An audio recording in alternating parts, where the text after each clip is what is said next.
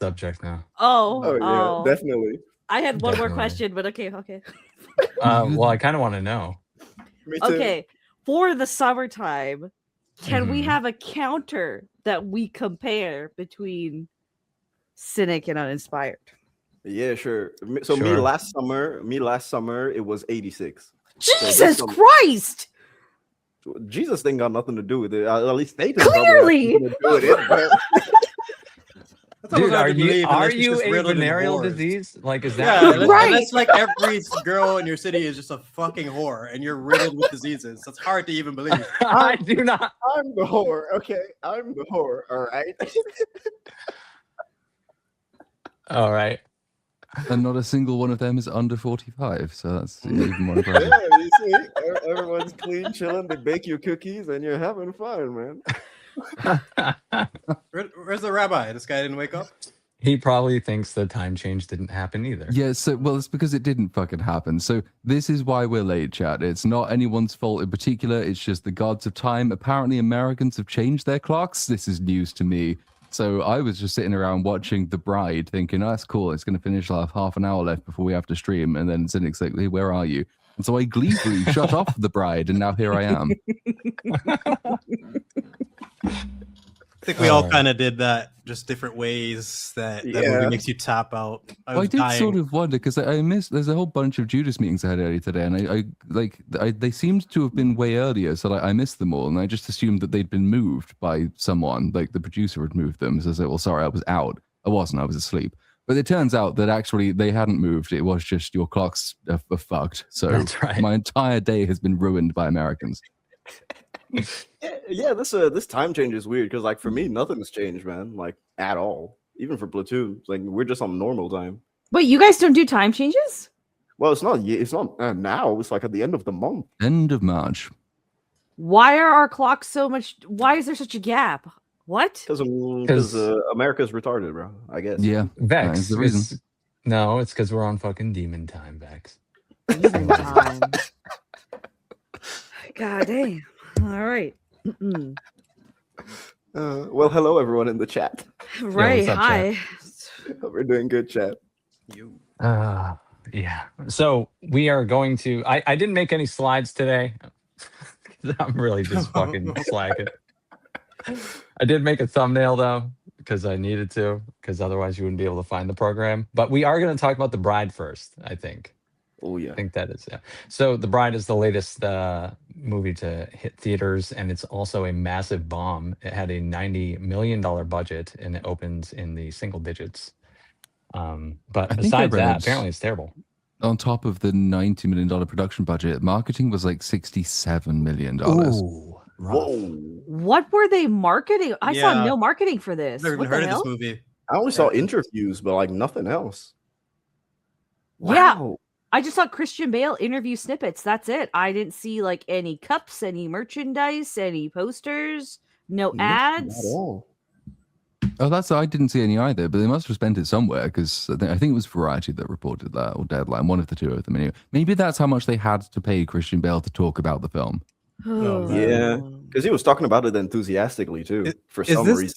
Is this an adaptation of something that I'm not aware of? Is there any reason for this to exist? This is just like a complete like. It felt like a Frankenstein freaky fan fiction type of thing. Unless I didn't want to call it that, unless there's actually something it's coming from. But there I thought it was terrible. There's the 1985 movie The Bride with Sting and Jennifer Beal, which is what I thought this was a remake of. And that was kind of a loose interpretation of The Bride of Frankenstein already.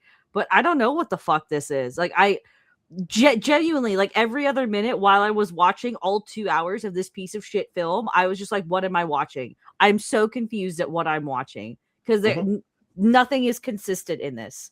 I don't know why they dumped 150 million if the marketing is correct. I don't know why they dumped 150 million onto this.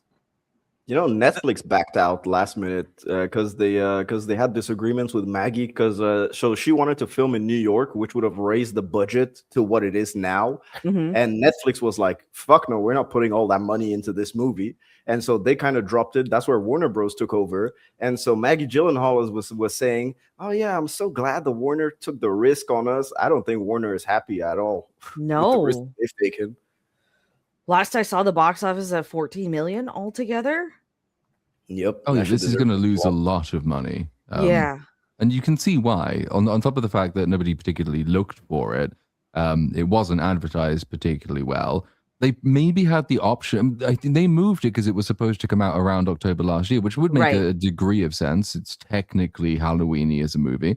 But they moved it away from there in part, I think, to get away from the Del Toro Frankenstein, Yes. as opposed to leaning into the fact. I mean, I personally, were I in charge, would have leaned into that. It's like, well, you had Frankenstein. Now here's the Bride of Frankenstein. And I probably would have called it the Bride of Frankenstein as opposed to just the Bride. 'Cause, Exactly. like, the Bride of who now and what and why? It wouldn't have saved the movie from being dog shit, but at least you might have got a few more people in through the door initially. Mm-hmm. Yeah, That's especially so with all true. the hype there was around Frankenstein, people would have gladly eaten up another Frankenstein-esque movie at the Yeah, same to time. add to Platoon's point, that's actually a real strong one because I was 8 minutes in, like, what the fuck am I watching? I went in completely blind. And Oh, then the dude came up and he's like, Frankenstein. I'm like, okay, if we're doing something along the lines of that, this could be interesting. 4 minutes later, I was out. Like, if this is him just trying to fucking get some corpse pussy, I just have no interest in this. And 2 hours of what, like, Vex mentioned this is probably Christian Bale's worst performance, and I saw a little piece of it, and yeah, this is just not up to par. Like, he's barely usually acting. fantastic even in the worst roles. Like Right. Gore the God Butcher, he was Mhm. fantastic as Gore. He carried that opening scene until it fell apart completely. But this is not what his talent should be used for at this point in his career. I've heard that people walked out of the movie. What part is that? Apparently, it was all around before or around the 30-minute mark. It's 15 minutes for me, uninspired. What were you? 30 minutes for me. 30 Yeah. minutes for me. 15. Yeah. Once the Bride, they revived the Bride, and she started talking like a 21st century woman. I was like, what the fuck is this Oh, bullshit, boy. man? Well, it's I was by like, that nah. point in the movie that you have no confidence in that it's actually going to try and tell you any kind of coherent story. Mhm. It's weird. I think I described it in the Discord service. It is this weird, like, kaleidoscopic rant. It makes no thematic sense, structural sense. There's not much by way of a through line. It appears to be mad, and I think that's because it is. It's like, what is the movie? Well, it's the inside of Maggie Gyllenhaal's head, I guess. It almost like, because the basic premise, and you get this in the first few minutes, is that Mary Shelley from Beyond the Grave is speaking mostly directly to the audience, but then directly to this woman named Ida. Is it Ida or Ira? I think it's Ida. Ida. And then she's sort of possessing her, but then she dies, but then she's revived. So then she's possessing the reanimated version, who's been reanimated to be the bride of Frankenstein, who's been around for like a century at this point. And then they go on this weird, like, Bonnie and Clyde style adventure across America, avoiding the cops, while some, like, drug lord crime boss man is trying to do his own stuff, but then he was supposed to kill her, but then he doesn't, and then she's mad, then he kills some psychics, and some police show up, and then she kills. It is an insane film. And I was sort of sitting there watching and thinking, is this the kind of thing that will really, really baffle people at the beginning and then over time develop something like a cult following? Because somewhere so. underneath the madness, there is sense. I'm not sure. I don't know if there is any sense underneath the madness. I think the madness is the point. Well, that's Go ahead. Go ahead, Vex. Go ahead. Oh no, just like on that note, like, because I kept, when I rewatched, so I watched The Bride, the 85 version, yesterday for the first time. I didn't think it was a great film. It felt really mismatched. Like, there were two stories going on at once, but at least there was a clear bride. The bride had some sort of character arc. The characters around her, including the monster, also had some sort of arc. And there was just like some theme of like, what is the purpose of life, and how we kind of develop our personalities and how we influence each other, sort of deal. And I'm trying to find some sort of theme in this, and like, all the women just fucking suck, and all the women are just super progressive in this weird 1936 fever dream of Chicago. And the monster is just kind of like, he's a pussy, and he's also kind of a cuck, because there's 3 separate instances where this bitch is almost like graped, and he just kind of stands there until it's about to be like penetrative grape, and then he does something, and then they make out or have sex afterwards. I just, she ends up corrupting him throughout the movie too, because he was kind of a pure soul, but nothing's consistent in here. There's no consistent tone. The accents aren't even consistent for like the monster. He keeps going between like Swedish, then German, then American, then like just Christian Bale's Welsh's. Yeah.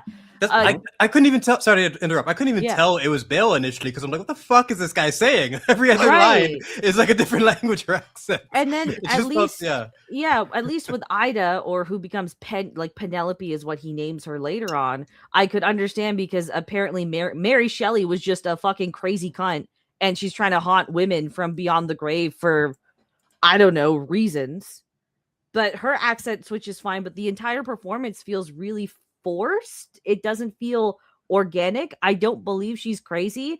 I just kind of feel like I'm watching a woman like go through the phases of PMS.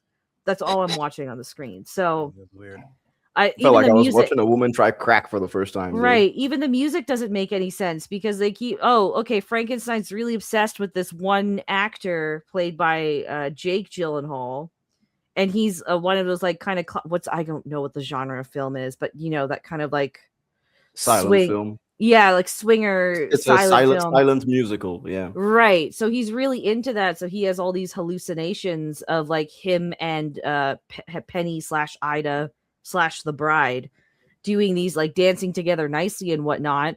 And then they go to a club, and there's like a 20-minute club scene where again she's almost raped. There's a waiter that's in a maid outfit for some reason. And she's just like, she's basically dry humping people on the dance floor. And there's like 90s progressive, like goth synth in the background for reasons. And the singer of that band also looks like Joker if Joker had like 4 dicks shoved in his mouth at the same time. Things happen, and then I guess someone dies, and but he hallucinates that they're dancing like all nice, like swing people, while she's just getting like fingered on the dance floor by a bunch of randoms. I don't even know. And then at some point, because they're killing people now, Peter Sarsgaard and Penelope Cruz, they're detectives, but the entire point of that is like, oh, well, it turns out Ida was fucking like a corrupt cop or something before, and that cop, I guess, was in love with her. And then Penelope Cruz is like, well, I am a woman. I need to be a woman, you know, in power. And you need to give in that stupid Penelope Cruz accent that she has, that she never loses in any role that she's in. I was excited for this movie, and I feel like a fucking dumbass now. I really do. Like, that's why my first question was, is this adapting anything? Is there any reason I should have any interest in this whatsoever? You know, it's just one of those. It's Joker 2. It really is just Joker 2. But if Joker 2 were just you witnessing a woman right before her period hits, like the 3 days before her period hits, that's all it was. Did you see Frankenstein, Vex? I still haven't watched the Del Toro So one, you watched this one, and you didn't even watch the other. I would definitely prefer the Del Toro one. Like, it's not amazing, but it's 1,000 times better than this, and a much more intriguing opening to at least get your attention. That's one thing that was a good choice. I mean, for me, I'm all Frankenstein. The last Frankenstein movie that I watched was the Daniel Radcliffe one from 2015, Victor Frankenstein. That was pretty much the last one that I. Yeah, it came out in 2015 at the same time as the Moby Dick adaptation with Tom Holland and Chris Hemsworth in The Heart of the Sea. I remember. It was an okay movie, but still my favorite version of Frankenstein is either the De Niro version or the version from Van Helsing. I really, really like the Frankenstein in Van Helsing. He's pretty cool, actually. That's a goofy movie, but there's some neat stuff in that. He's kind of interesting. I kind of wish they'd done more along those lines, because it's campy and it's fun. It doesn't take itself too seriously, but it does sort of briefly, at least, understand the core tragedy of certain of its character types. Whereas it probably has more to say, ironically, as well, than this one does, because I kept trying to go through this one thinking, like, what are you trying to tell me? Because obviously it begins, and it's like, it's Mary Shelley is like, I had another story that I couldn't write, And now this is going to be that story. So really, she couldn't write anymore because she got a brain tumor and died. And this is probably why you don't try and write stuff with a brain tumor. But like, then you go forward and it's like, well, okay, so I just like she's relatively. I mean, she's supposed to be attractive and she's on the arm of a bunch of men, and she's kind of expected to be conforming to what they want or not to say anything in that scene. And then obviously she sort of acts out, but then that's partly because she's possessed. And then it's like.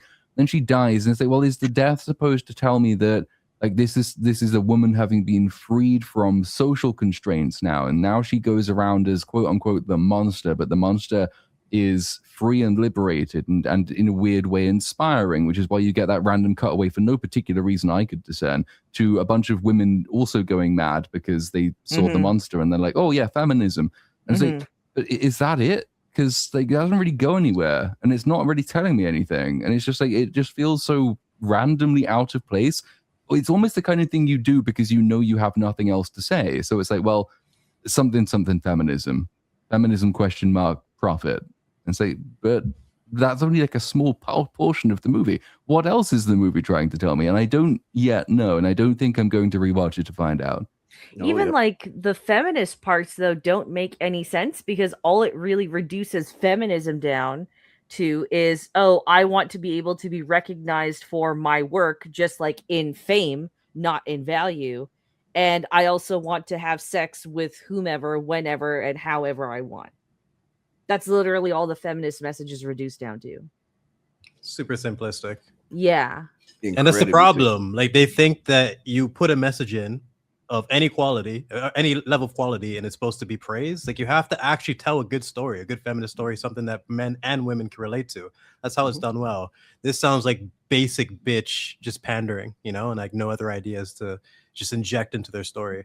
And I can't believe the few scenes that I watched led into what you guys just described. Like, what the fuck? Oh yeah, I mean, it's sort of. I haven't, because obviously because of the time change, I didn't have as much time to finish it as I thought. So I've got like 15 minutes left of the movie. I think that's probably, and I don't imagine the movie's last 15 minutes is going to make me think, oh yeah, actually this had something to say. It doesn't. It really. No. It goes more off the rails if anything.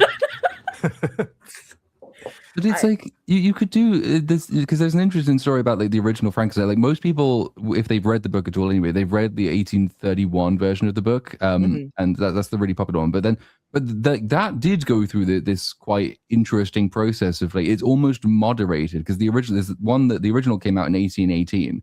And it is way more radical, way more subversive. There's many more speeches talking about like basically how shit so much of current day society is.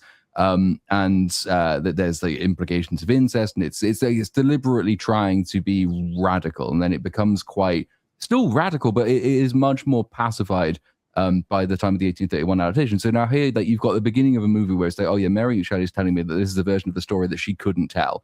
So you could have actually read the source material side by side, compared, found out what it was, because there's there's whole projects that set these things side by side. We know exactly what was changed and why.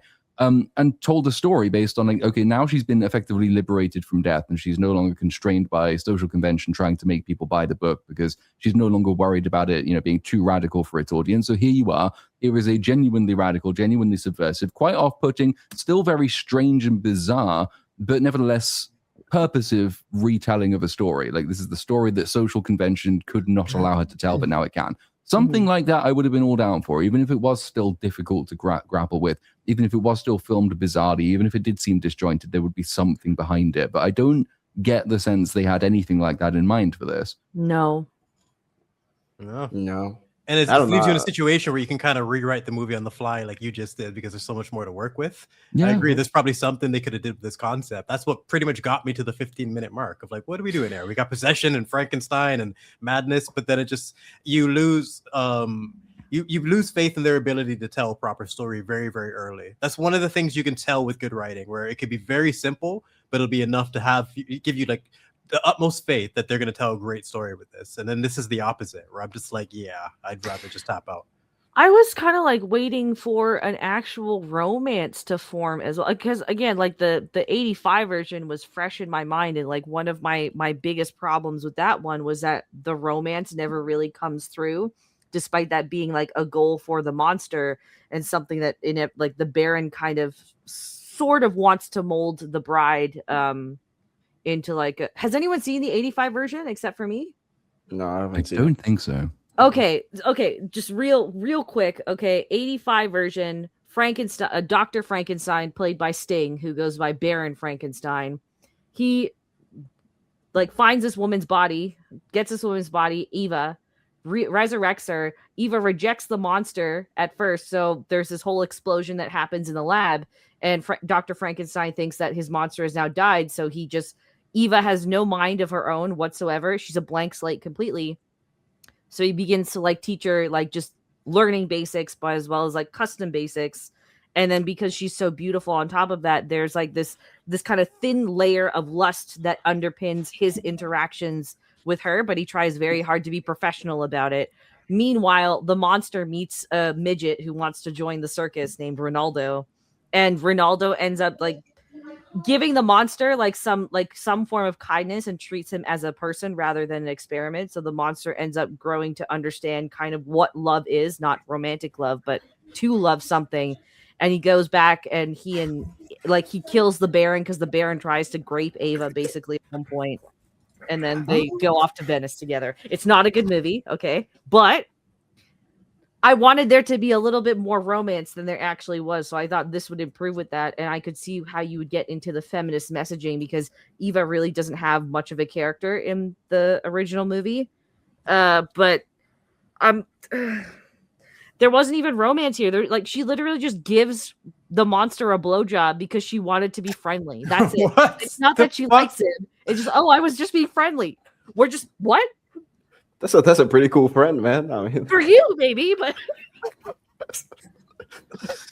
yeah, I made the right choice. Yeah, me too. I'm glad I stopped at 30 minutes. Oh gosh. Hi, Reaper. No.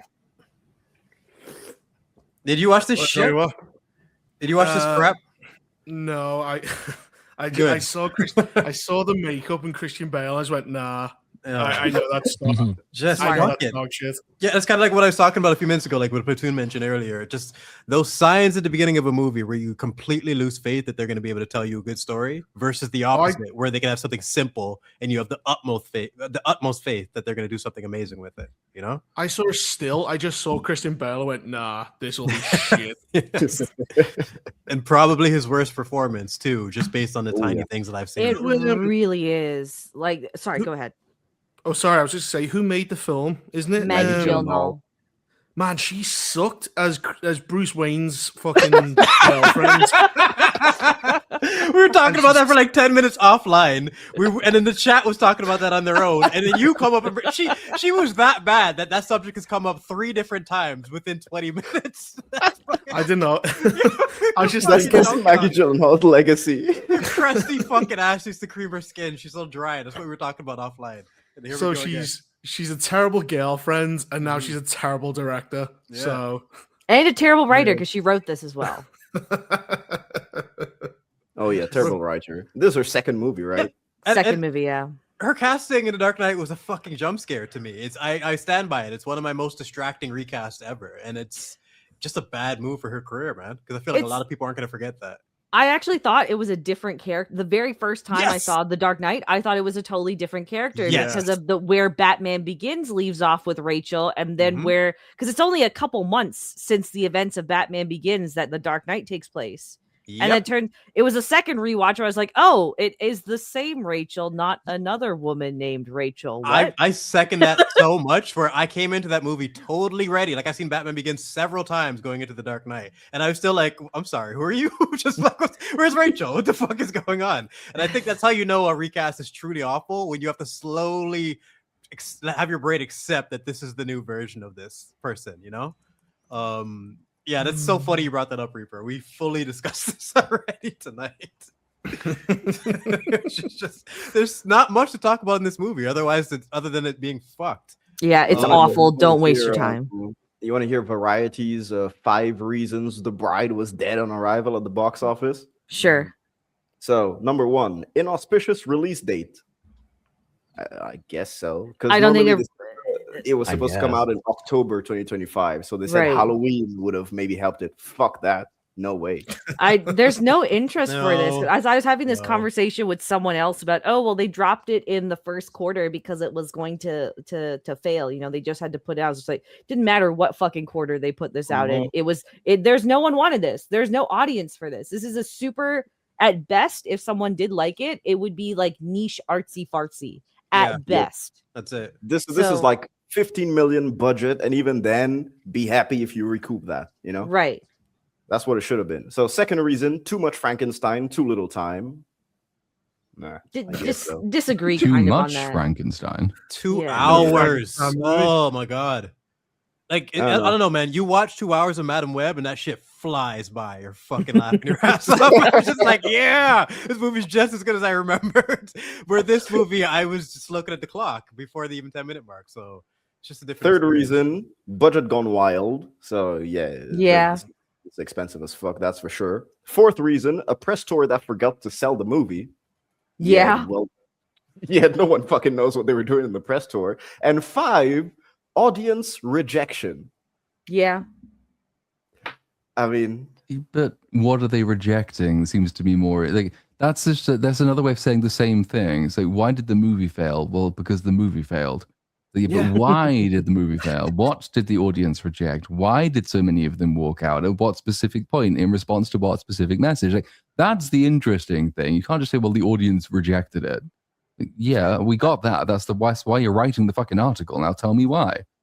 Yeah, what was their reason for number 5? Do they explain it at all? They just say that the audiences, because of the bad reviews, people didn't want to go to the cinema and would have waited for it to come out on digital or just watch it at home. And it's like, I mean, that is a reason. There's no hook, but that is not. You need a reason to go out and get into theaters these days. Like it's either quality or FOMO, whatever it is. But what does this movie have to offer that makes it worth it? Nothing. So didn't someone put a post up saying Maggie Gyllenhaal's complaining about like misogyny or some shit? Shut up, Maggie. Yeah. You had your fucking run, you bitch. Now accept the fucking reality, man. Big DL, Maggie. Oh, serious? Yeah, for real. Oh man, it's like we give a bad review, people don't want to see it yet because it's dog shit. That's reality. Like that's just how reviews have always worked. People don't want to watch bad movies. If you made a mistake in one of your videos and a commenter pointed it out, are you gonna shit on them? Or I would probably heart that shit. I'm like, oh fuck, I can't believe I missed it. Now I'm gonna not make a mistake again. It's just I don't understand how you get to that point where you can't take criticism at all whatsoever. Because she's an ugly old bitch that cannot get roles in front of the camera, so she had to go behind the camera, and now behind the camera her career is fucking flopping because she's writing this dumbass bullshit, dude. You know what? She's probably more upset because she was surrounded by a bunch of yes men. Oh yeah, Maggie, this is a great idea. Oh yeah, Maggie, we'll give you 90 million budget for this. So well, yeah. Plus, go ahead. Go ahead. No, go ahead. Well, I was gonna say the thing she's had to do to get this movie made, like she's had to get naked and on all fours and everything. So I'd be pretty angry if I had to suck some old producer's dick to get this done and nobody would see it. Yeah, it's pretty rough. Well, she made the choice. Matter to be the fucking producer having Maggie Gyllenhaal suck my dick, bro. Hell no. Jeez, I'd shit on her like a Saudi royal. Dang. They do that, in Saudi Arabia. Oh, we know we've had this story on this very program several times. You told us about it, yeah. Oh, yeah.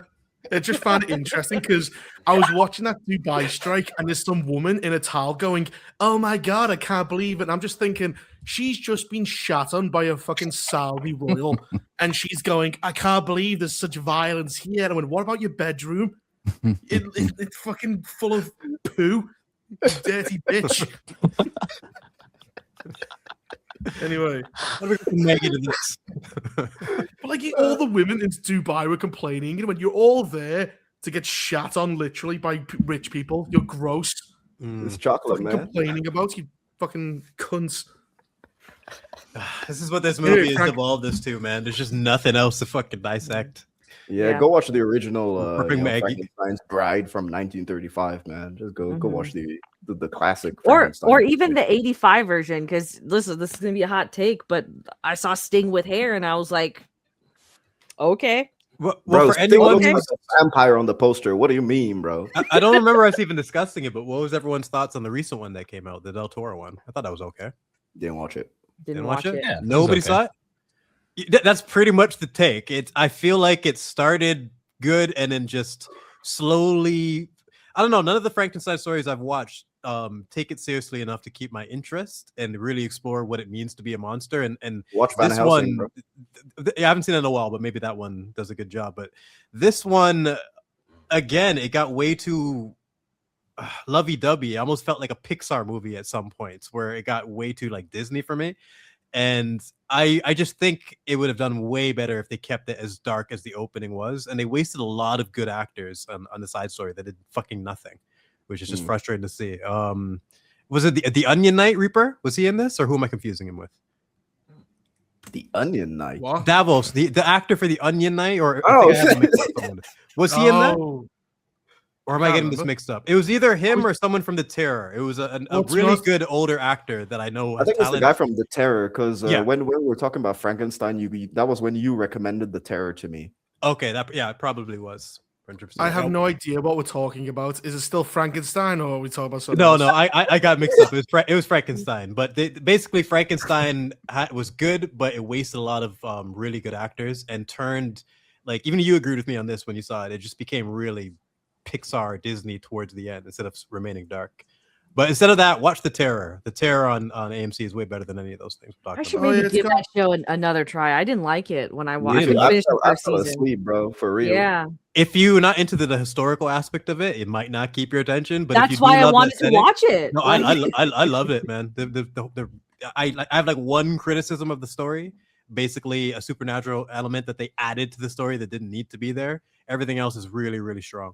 Mm. And give it a atmospheric. second It's The chance. Terror is the type of show you can watch several times just to get that atmosphere again. It's a really strong show. Okay. I'll give it a second try, man. Mm. But Well, if we don't have anything else to say about The Bride, I guess. Well, what is your thoughts on The Bride after all the shit you've heard? Because you've seen the least of it. I at least got 15 minutes in. Oh, I haven't seen a second of it. Yeah, that's what I mean. What's your opinion on it based on you've seen the least of it? What's here, my probably. opinion on a movie I haven't seen based From on what you've everyone else's heard. opinion? From what you've heard, yeah. Well, I guess it's shit. Well, why? What did you think from the? Did you watch the trailer? Yeah, it actually like mildly intrigued me when I saw the trailer like months and months ago, because of Christian Bale. But Right. yeah, I thought he looked absolutely fucking ridiculous though. Yeah. Yeah, it looked like Yeah, That's like he why I looks didn't so watch it. absurd. But he looked great as Goer the God Butcher. It's kind of strange how this I mean, turns yes. out. You know, yeah. I don't know. It I'll be doesn't- watching it tonight, so because I'm gonna do a review on it. So it doesn't Dude, make don't sense. do it. does Don't do Like, it, his man. Don't skin do it. with, Don't do it, man. yeah, I don't know Do what I have to anything say else. about Don't that. do it. Honestly, yeah, I wouldn't. Yeah. I wouldn't even watch it for a fucking review, dude. That's exactly why I tapped. I'm like, what the fuck am I gonna say about this? Like, this is just I'm out. Legitimately, there's like almost nothing to say about the movie, Cynic. Yeah. Seriously, it is terrible. Terrible. No, if you Damn. want, potential reviews, do your thing. But well, I I need to, didn't see anything in there worth discussing. I barely even understood the fuck I was watching. Mhm.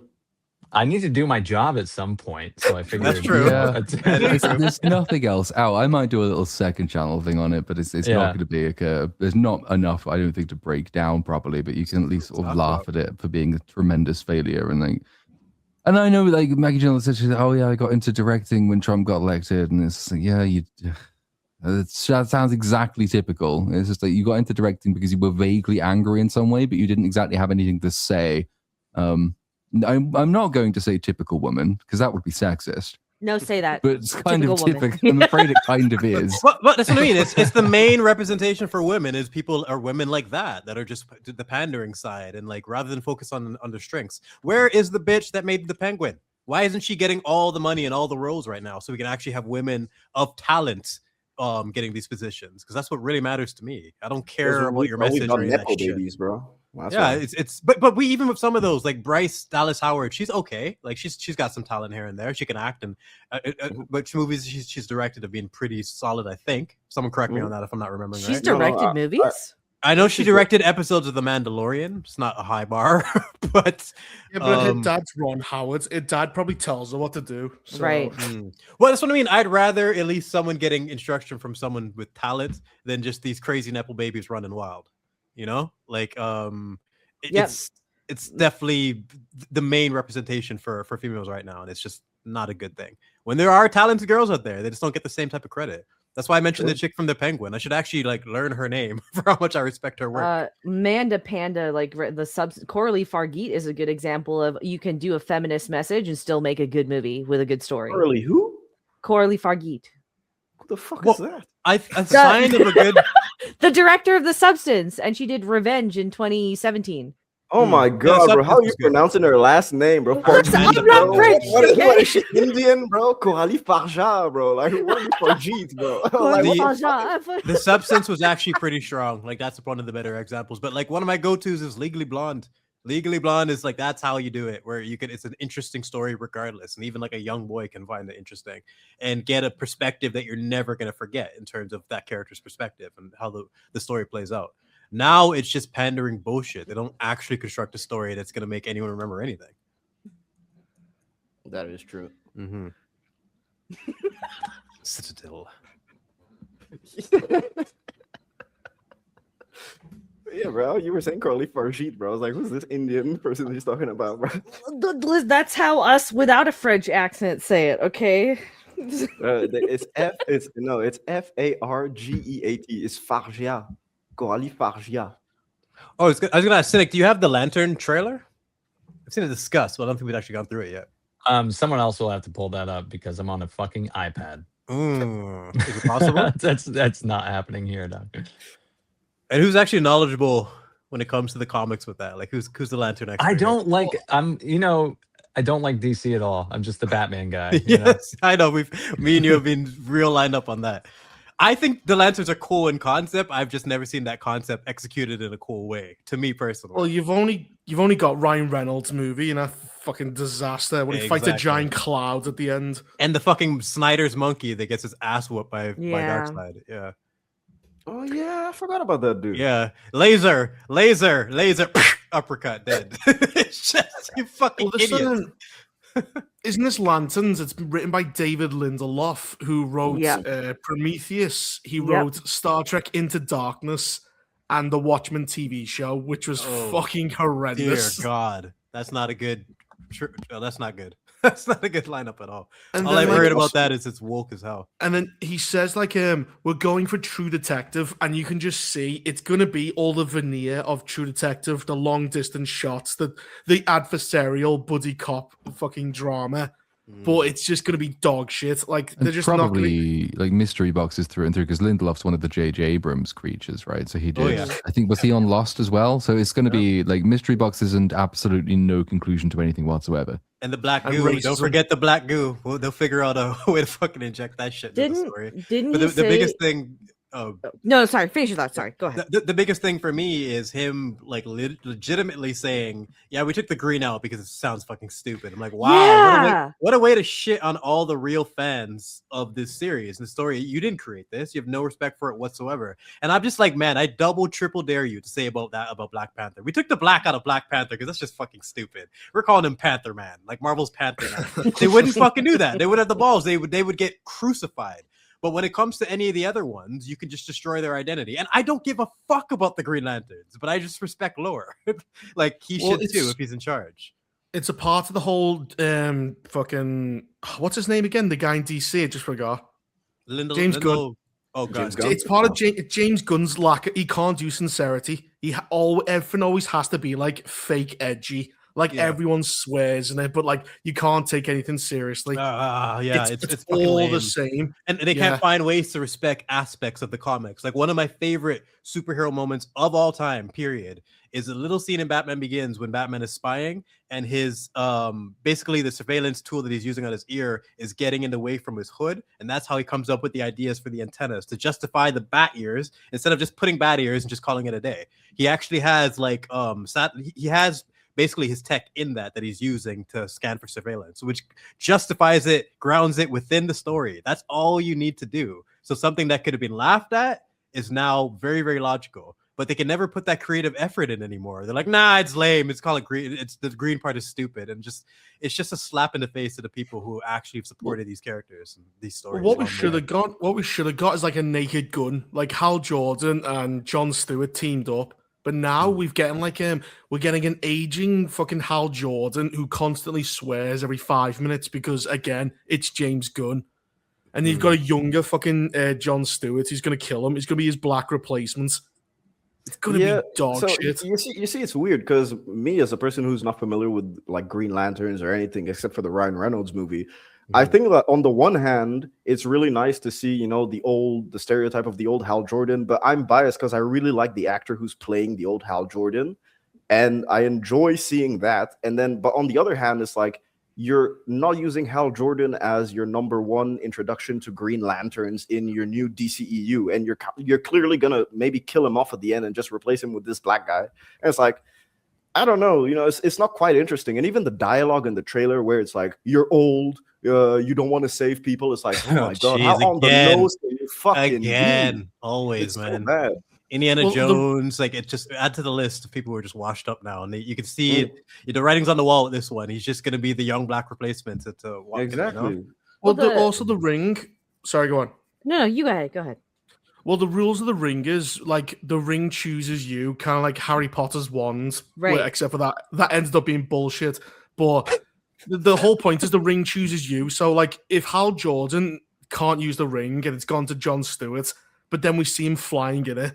So, like, they can't share the ring. That's not how it works. Like, you usually have to die or quit, and then the ring goes off and chooses somewhere else.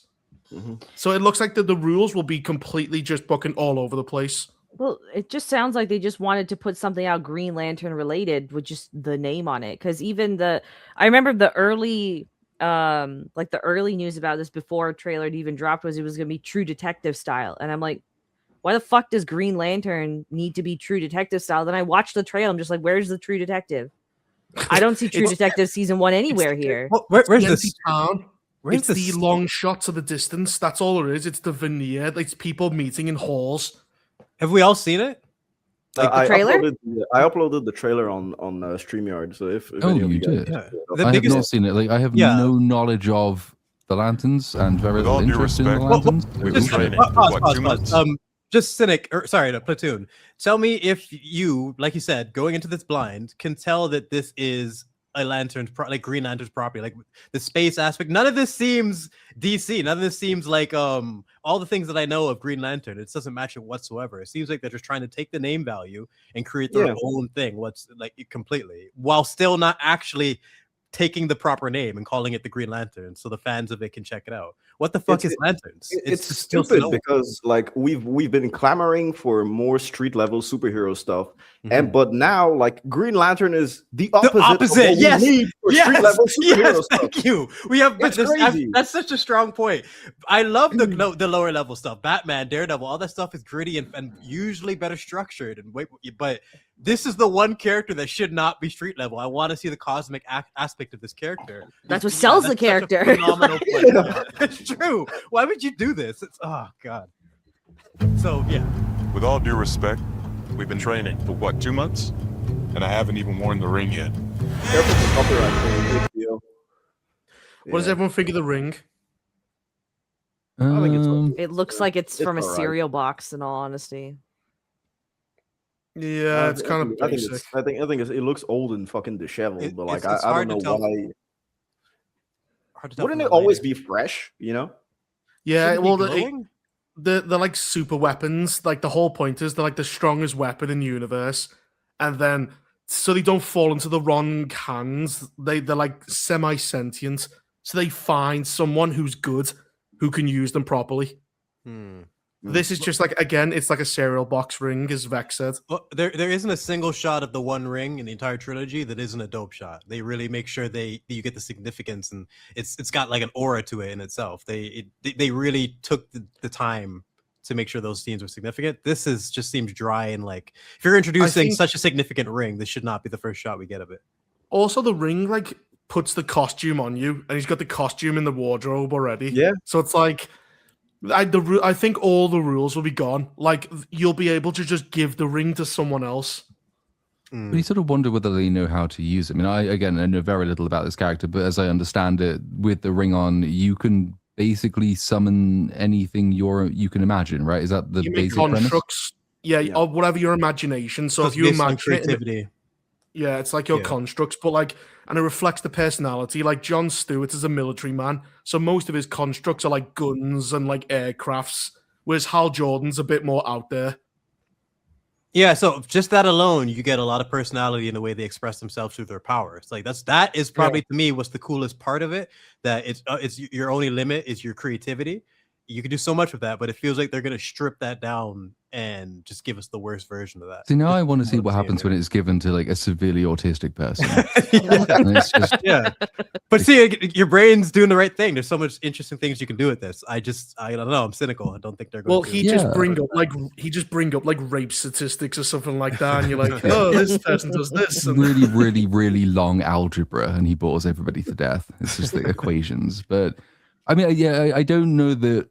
Certainly not Damon Lindelof, but I don't know that anybody at DC is good enough to be able to make that work in a way that makes the ring. Like, if they go all in and say, okay, the ring is A, super important, B, contains all of those same powers, and C, your character, the main character, has it basically from the beginning, I don't think that they would be able to write a sensible show based on that. And I sort of wonder whether, based on that line of dialogue, I mean, I've not seen the rest of the trailer, maybe it's going to be completely contradicted in a few seconds' time, but like he's complaining about having been training for ages and not even wearing the ring once, whether this isn't going to be so much about that. It's going to be, becoming the superhero, and the magic system is going to be seldom utilized, but maybe the rest of the trailer will disabuse me of that notion. Am I correct or not? No. It's just, I've only had 2 months training and he's kind of, that's it. And then it's just a bunch of random shots to try and get you that true detective feel. Yeah, the empty car. That's all it is. It's trying to get you, even the writing's similar. Like, that's all it is. It's just trying to establish a tone. Sorry, go on. Yeah, Don't get hung up on the jewelry, Junior. You're just a fucking substitute teacher. You're not ready to get up in front of the class until the ring says you are. see, one of them has a southern accent, and that makes this true detective. That's what they're going to be doing. This entire trailer, when I watched it the first time, I was just waiting for him to say, clear eyes, full hearts, can't lose. I was waiting for it because he had the accent. Waiting for Aaron Pierre to just say, stop saying odd shit. That'll be it. But they don't get that. Like, the whole reason why Rust isn't pretentious is because you have Marty to balance him out. Every time he says something weird, Marty says, why don't we make the car a quiet place of reflection? Right. Why do you gotta keep saying weird shit like that, man? It makes people uncomfortable. Like, they're polar opposites that end up on the same page, which is what makes their dynamic so interesting. And it's not like, even though Rust is a bit of a nihilist, you can see through his actions that he still has a lot of like optimism about the world around him. But like, this is just an old dude who's like, I can't. Right. What's interesting about that? Well, it'll be like, honest to God, who do you think the main villain will be? Some random. It's gotta be racism. Like every David Lindelof show, that's all it is. And then there'll be an alien inside, the white supremacist who's even whiter. Well, maybe because they show like some cowboys later on, so it could probably be them as there's a bunch of bald people with it'll guns. be rednecks, Yeah. Cowboy rednecks rounding up immigrants, and it's like, Safe no, one of them's got the ring and he's just imagined a big lasso, and now he's just ripping immigrants with it. Like the SWAT sticker pops up on the ring or something. So, because this takes place in the South, then presumably we're gonna get an episode where they're trying to save migrants, or they have to imagine a truck to save the migrants. I mean, probably this is the James Gunn DCU, right? This is a world where Peacemaker can go to actual Nazi dimension and say, you know what? I don't think this world is as different to ours as they'd have us believe. It's like it's exactly what's going to happen. That was my other question for this as well, which is that how does this because obviously in the Superman movie, you've got Guy Gardner already has one of these rings. Because I know it's a Green Lantern Corps, right? I know so little about this fucking franchise, but so where are these people? Force. Is this set after? How does this connect? I don't know, because again, it's like at the very end of the trailer, he says, do you speak to any other members? He goes, no, they're all aliens and one's a fucking squirrel. But Guy Gardner lives in the same universe, in the same fucking planet. It doesn't make any sense. Yeah. Plus, the ring is auto-translate languages because they're an intergalactic police force. Yep. So like, it's all just an excuse for him to swear. But is this supposed to be like proper continuity? Peacemaker, Supergirl, Superman? I don't think James Gunn even knows at this point. No. Yeah, I The was fact gonna that say, none of us know is a failure so far for these. This whole right, franchise. and even in terms of, because they try to introduce the space elements, but like of all the DC stuff that I'm aware of, like Green Lantern is the most sci-fi of all of it. So this is like the worst thing to try and fit into whatever continuity is going on with the James Gunn universe. This would have felt better if it was in space, like Lethal Weapon in space. But yeah, right there, big money. Literally, this conversation, all of it taking place in space, would be just a complete improvement. Just because at least you can get an idea of the aesthetic and think, there's so much more they can work with. Where here, this just feels like a fat police of chief alien who's like, "Oh, you free police cruisers, the mayor's up my ass," or something like that. Yeah, but yeah. I just don't trust that they'll do anything. I mean, we've seen the level of imagination that these people have for Green Lanterns. What does Guy Gardner make in Superman when he's using the weapon? He makes a giant middle finger and a hammer at one point, I think. And it's just it's really fucking lame. That's why people criticize the Snyder cut, because the Lantern was even stupider. He literally did laser, then died, when there's so many things you can actually do. Oh yeah, because I remember doing that, because I was bitching about it in the Superman video, and I got it in my head that in the Snyder cut you see the Green Lantern using a laser but also a giant hammer. And I was going through the Snyder thing. Where the fuck is it? I could see him using the laser. I can't see him using it, but it's the Whedon cut. Yeah, Snyder made it worse. It's the worse one. Snyder made it worse. I lost so much time looking for that one clip, and it's so annoying. You add an extra 2 hours to the movie and you damage the fucking film, you idiot. Like, it's such a stupid... Yeah, that's one of the many reasons why the Whedon cut, as trash as it is still better. It's crazy. And 2 hours shorter. All right.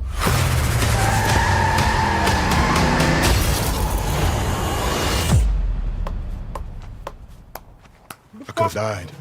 You want me to train you? I'm training you.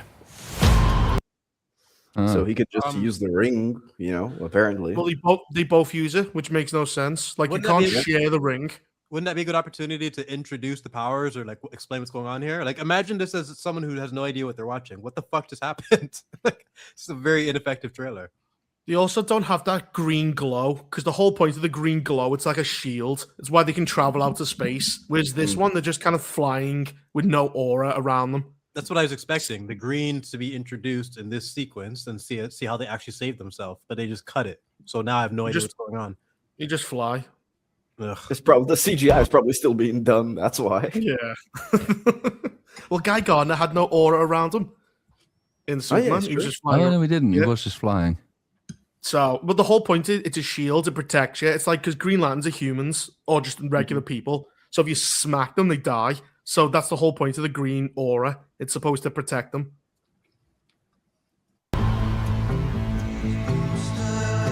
Something is off here. Yeah, I can feel it. Type shit. This is my town. You're a big shot. Noted. I mean, oh yeah, I was saying that's Kelly MacDonald from Old Country for No Men, who's Scottish. Old actually. Country for No Men. Old Country for No Men. What? What fucking movie is that? What is that shit, bro? Country for No Men. I think that's the porno spin-off. It's a remix. It's the feminist reimagining of it. This is the Maggie Gyllenhaal version. Llewellyn, are you all right? She was that one, right? The wife of the main character. Yeah. It's Josh Brolin's wife. Yeah. Llewellyn. She's gonna. It's the porn parody. It's funny, man. The old person porn parody. Oh man. Well, yeah, it's apparent like she plays the horrible female detective who swears at everyone. So we have that. Well, literally, it's True Detective, but season 4. That's what the show's going for. The worst season of True Detective. But at least do that. And if you're gonna rip something off, at least keep the aesthetic that should be here. All this should be in space. Like, even you said it half jokingly, but that's true. Like the supervisor that was yelling at Will and Martin Lawrence in Bad Boys 2, like how Cypher from The Matrix, how fun he was in that role. Having that same type of character, but having him be an alien. You know what I mean? Their boss is some alien who's roasting them. for their roles or whatever. Like there's so much you can do with that while still making it interesting and lighthearted. But this just seems dry and uninspired, man. You know, ultimately, this should not be a live action series. That's honestly, that's all this boils down to, because they're trying to reinvent the wheel into something it clearly isn't. And because it takes place in space and they encounter all of these different races of aliens as well, who also, some of them are ring holders. And then there's different colors for like different emotions and whatnot they all feel, right? That can summon different things. Yeah. Like what happens when enemies pop up now in this quote unquote grounded realistic version? What they all come to Earth? What's going to happen is the white supremacists are going to use the yellow rings of fear, because each ring is an emotional spectrum. Green is willpower, yellow's fear. So it's gonna be some racist, like the white supremacists are gonna go like they're gonna get powered up by making people scared. It's gonna be something gay like that, you know. The yellow rings of fear are gonna be used by the Nazis. I just know it. Yep. Yeah. That's where the tie-in is. So maybe Peacemaker went back to talk to the Nazis, and that's where the yellow ring was. Crack the code. Yeah, it's gonna be some bullshit. Gotta stay the fuck out of my way. Oh, bell I lady. think she hates your guts. It's the way she hates them. This is a stupid plan. That's stupider. That I don't. I hate trailer dialogue so much. Yeah. It's that they always put these lines in, like obviously importantly it's devoid of context, but they choose the most meaningless lines that just sound like they have gravitas behind them. It's like, oh, it's the way she hates me. Yeah, like that's a stupid plan. Like, yeah, okay. I mean, you're not telling me anything. I know nothing about these people, and I'm not learning anything about them either. The dialogue is terrible. It's generic, but he's right though. You have a lot of opportunities to set up so many things, characters, intrigue, the plot. We're getting nothing. You're just wasting time. That's pretty much the worst part of it. Plus, you're establishing the Green Lanterns, like to put in like Yellow Lanterns and all the other shit. It's like it's the first time. Most people aren't familiar with the source material. So you need to establish they're a police sport. You need to establish everything, keep it contained. But this one, like Superman, it'll have 500 things in it that shouldn't. The Green Lantern's oath is to protect people. We both know I do a better job of this than you. Like, what the fuck does that mean, you know? You're too Like, old, too white. like it's so stupid, man. Like it's Hal Jordan. It's the dude that was literally chosen by normally chosen by the Ring, which means that your fucking heart is pure or some shit like that, you know? It's like this dude is probably built for protecting people. He's an ex-military dude, so he's always put his life on the line for others. Like, what do you mean? Like, I'm better at protecting others than you. But he's old and white. Didn't you hear me? Like that's the ultimate counter when it comes to Hollywood. None of that shit matters. It's history. All the things you mentioned. It's just what kind of fucking like allegory or bullshit can we inject into this shit? Man, what a waste of Kyle Chandler too, man. I think that he's a great actor in other stuff. Agreed. The black dude? No, the white guy.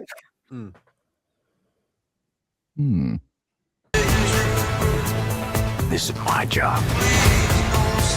As long as I'm alive, that ain't changing. Those are the white guys. That'll probably be the villains. They do look white. Yeah. They look white and villainous, definitely.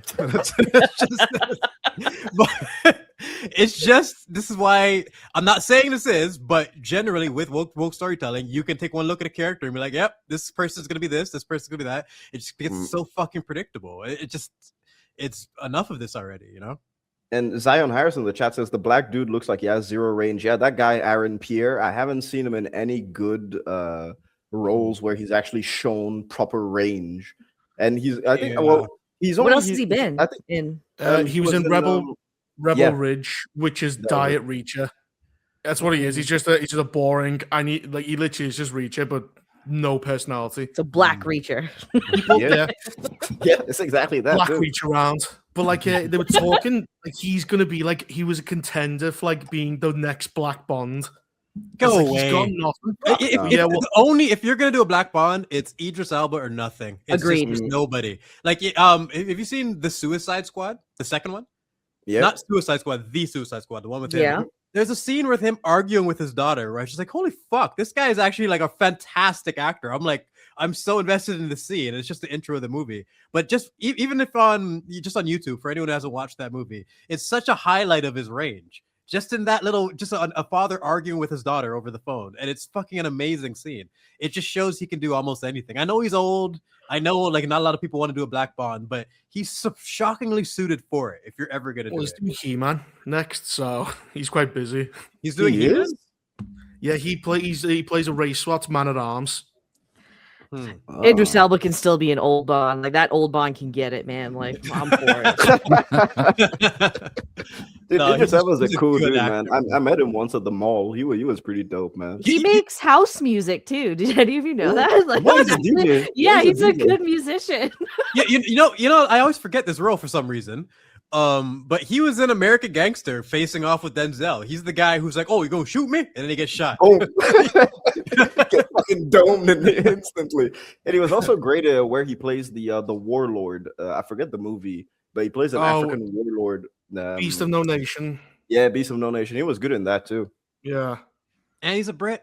I feel that's Yeah. a bigger requirement than being Brit, white. yeah. You know, you need to be a Brit. I mean, that is an important one, but I suspect they will think, no, he is too old. We've just done an old Bond. Daniel Craig was an old Bond basically from the beginning. Certainly after Casino Royale, like, everything after that is just old, miserable Bond. I think they will think that it's time to go almost too far in the other direction. I reckon they'll go for someone Timothy super young. Chalamet. Yeah, well, Tom yeah, Holland. Tom Holland. Yeah, Yeah. Charlemagne or Holland. Oh, well, that was the rumor with Jacob Elordi, right? That he was reportedly offered the I role. did Jacob who? see that rumor, Jacob yeah. Elordi. Elordi, yeah. Jacob Elordi, bro. Why? Elordi, What? yeah, come on. I can't pronounce words. You're Okay, turning just this let me be dude into retarded. a Lebanese man. Jacob Elordi. Yeah, bro.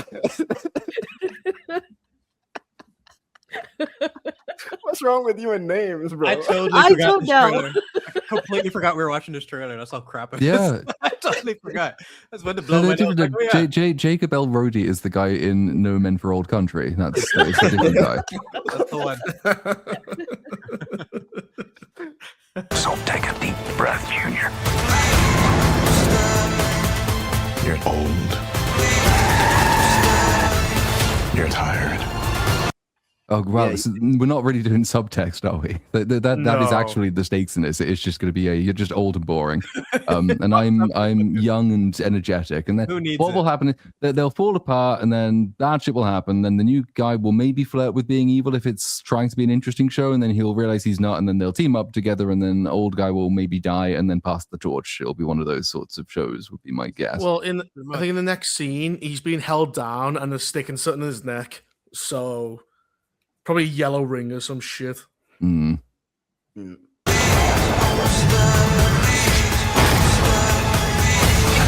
Oh, that looks awful. Yeah, that was That looks fucking That terrible, shit. bro. You're too old, man. You are too old. Like that's like the lamest flying sequence I've ever fucking seen. That's like, That just brought me out of hibernation. That looked terrible. cut that part completely, and the trailer is like instantly improved. Wow. Well, they're gonna try and cut corners wherever they can, so they're gonna get like no fucking Green Lantern shit in Bro. the Green Lantern show. Why didn't they cut that corner? Like, just decimate that one, please, immediately. That looks so bad. Mike Jones in the chat said "flame on." Yeah, it's exactly that. But yo, the flame-ons were better. Like, that was way more believable. That looked like an old man who learned how to fly. And just, it's like, oh, I can do it. I'm doing it. I just, yeah. You can clearly see the cut to the CG double that just goes. It's so bad. Absolutely shit. They'll fix it in post. It'll look better when the thing comes out, maybe. I dunk on The Matrix Reloaded, but they have some cool flying sequences with Neo. And the fact True. that 20 years later we're getting that, like, get out of here.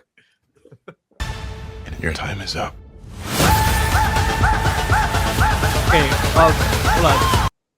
Oh, Is all go this back, you can dialogue see it. saying you're shit? Like, pretty much that's all he said this whole trailer. It's like, you're old. Yeah, that was it. You're dumb.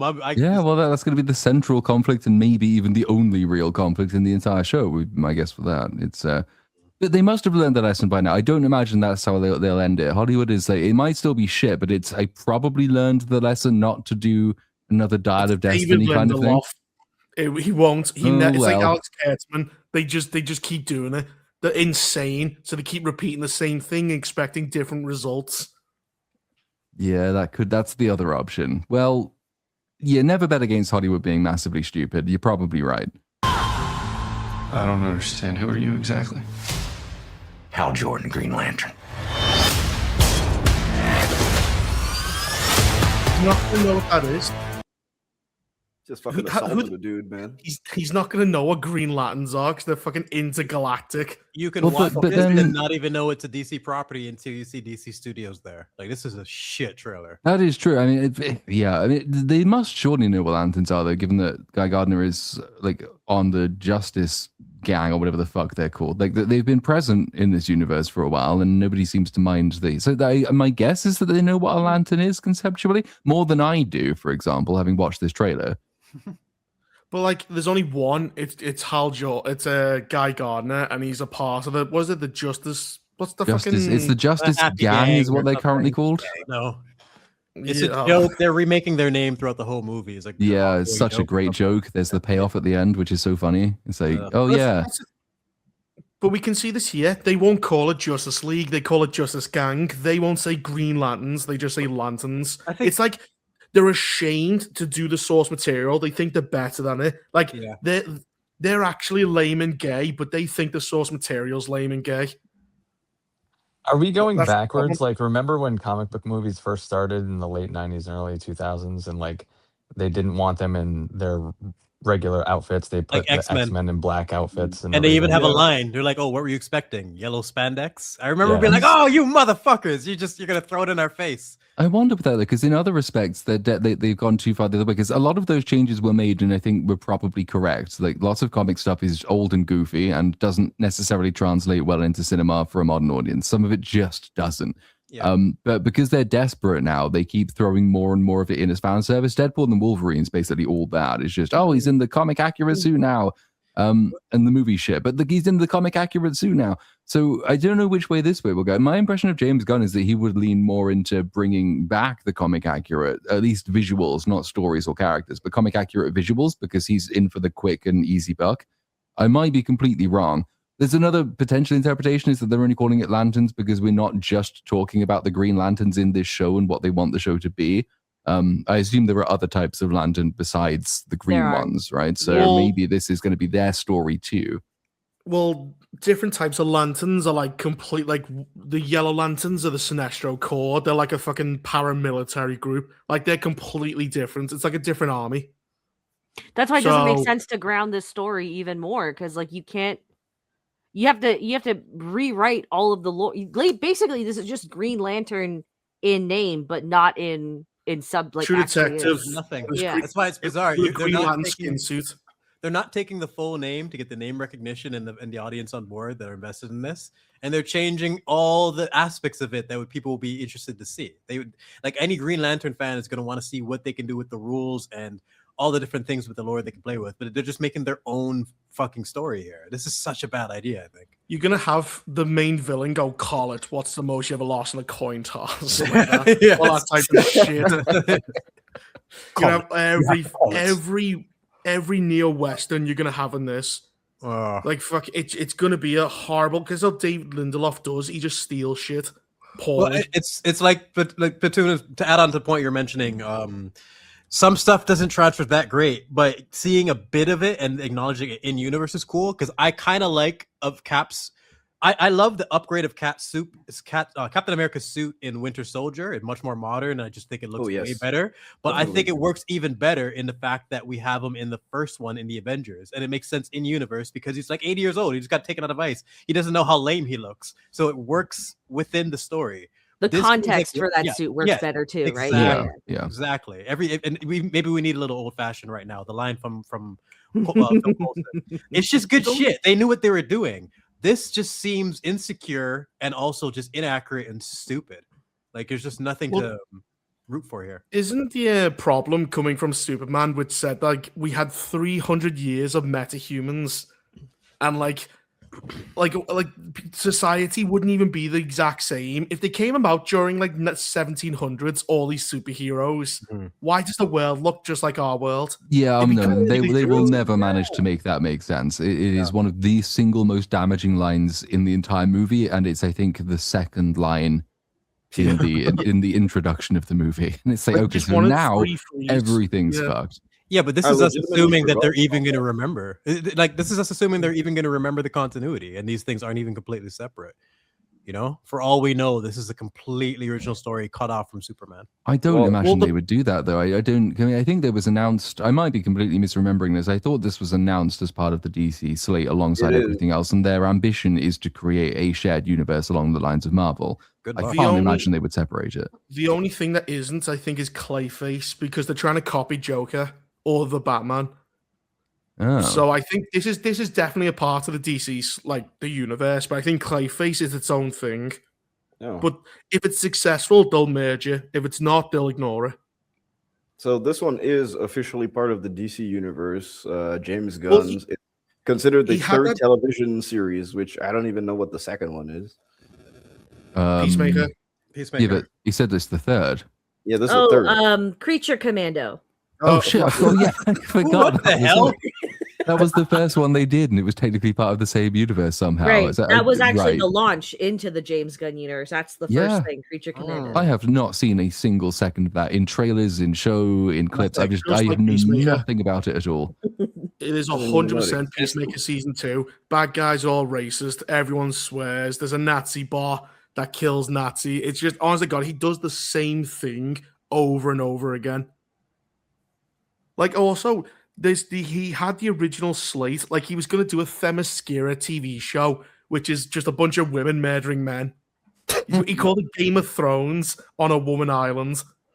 Wow. I That would have really been fucking, dog shit. I really, really, really hate the Game of Thrones being thrown under the bus for all these shitty stories. It's like, oh, it's Game of Thrones with vampires. Oh, it's Game of Thrones, but in space. It's like they dumb it down to the most simplistic things as if it's just the show where people die and people have sex. It just annoys You know me. what that is? You know what that is? They're trying to program you. Like every game used to do this. It's just like Dark Souls. You can Yes. dodge. It's just like Dark Souls. What Yep. they want you to do is they want people to watch this and go, it's just like True Detective. So if we compare it to something to good, so the shills can say it's the True Detective of this. It's the good. It's the Breaking Bad of It's that. the Breaking Bad of fucking zombies, bro. It's like you gotta watch it, and it's actually, I get it. Like my buddy always uses to describe things as like he would describe Breaking Bad things as like a Breaking Bad level quality. people.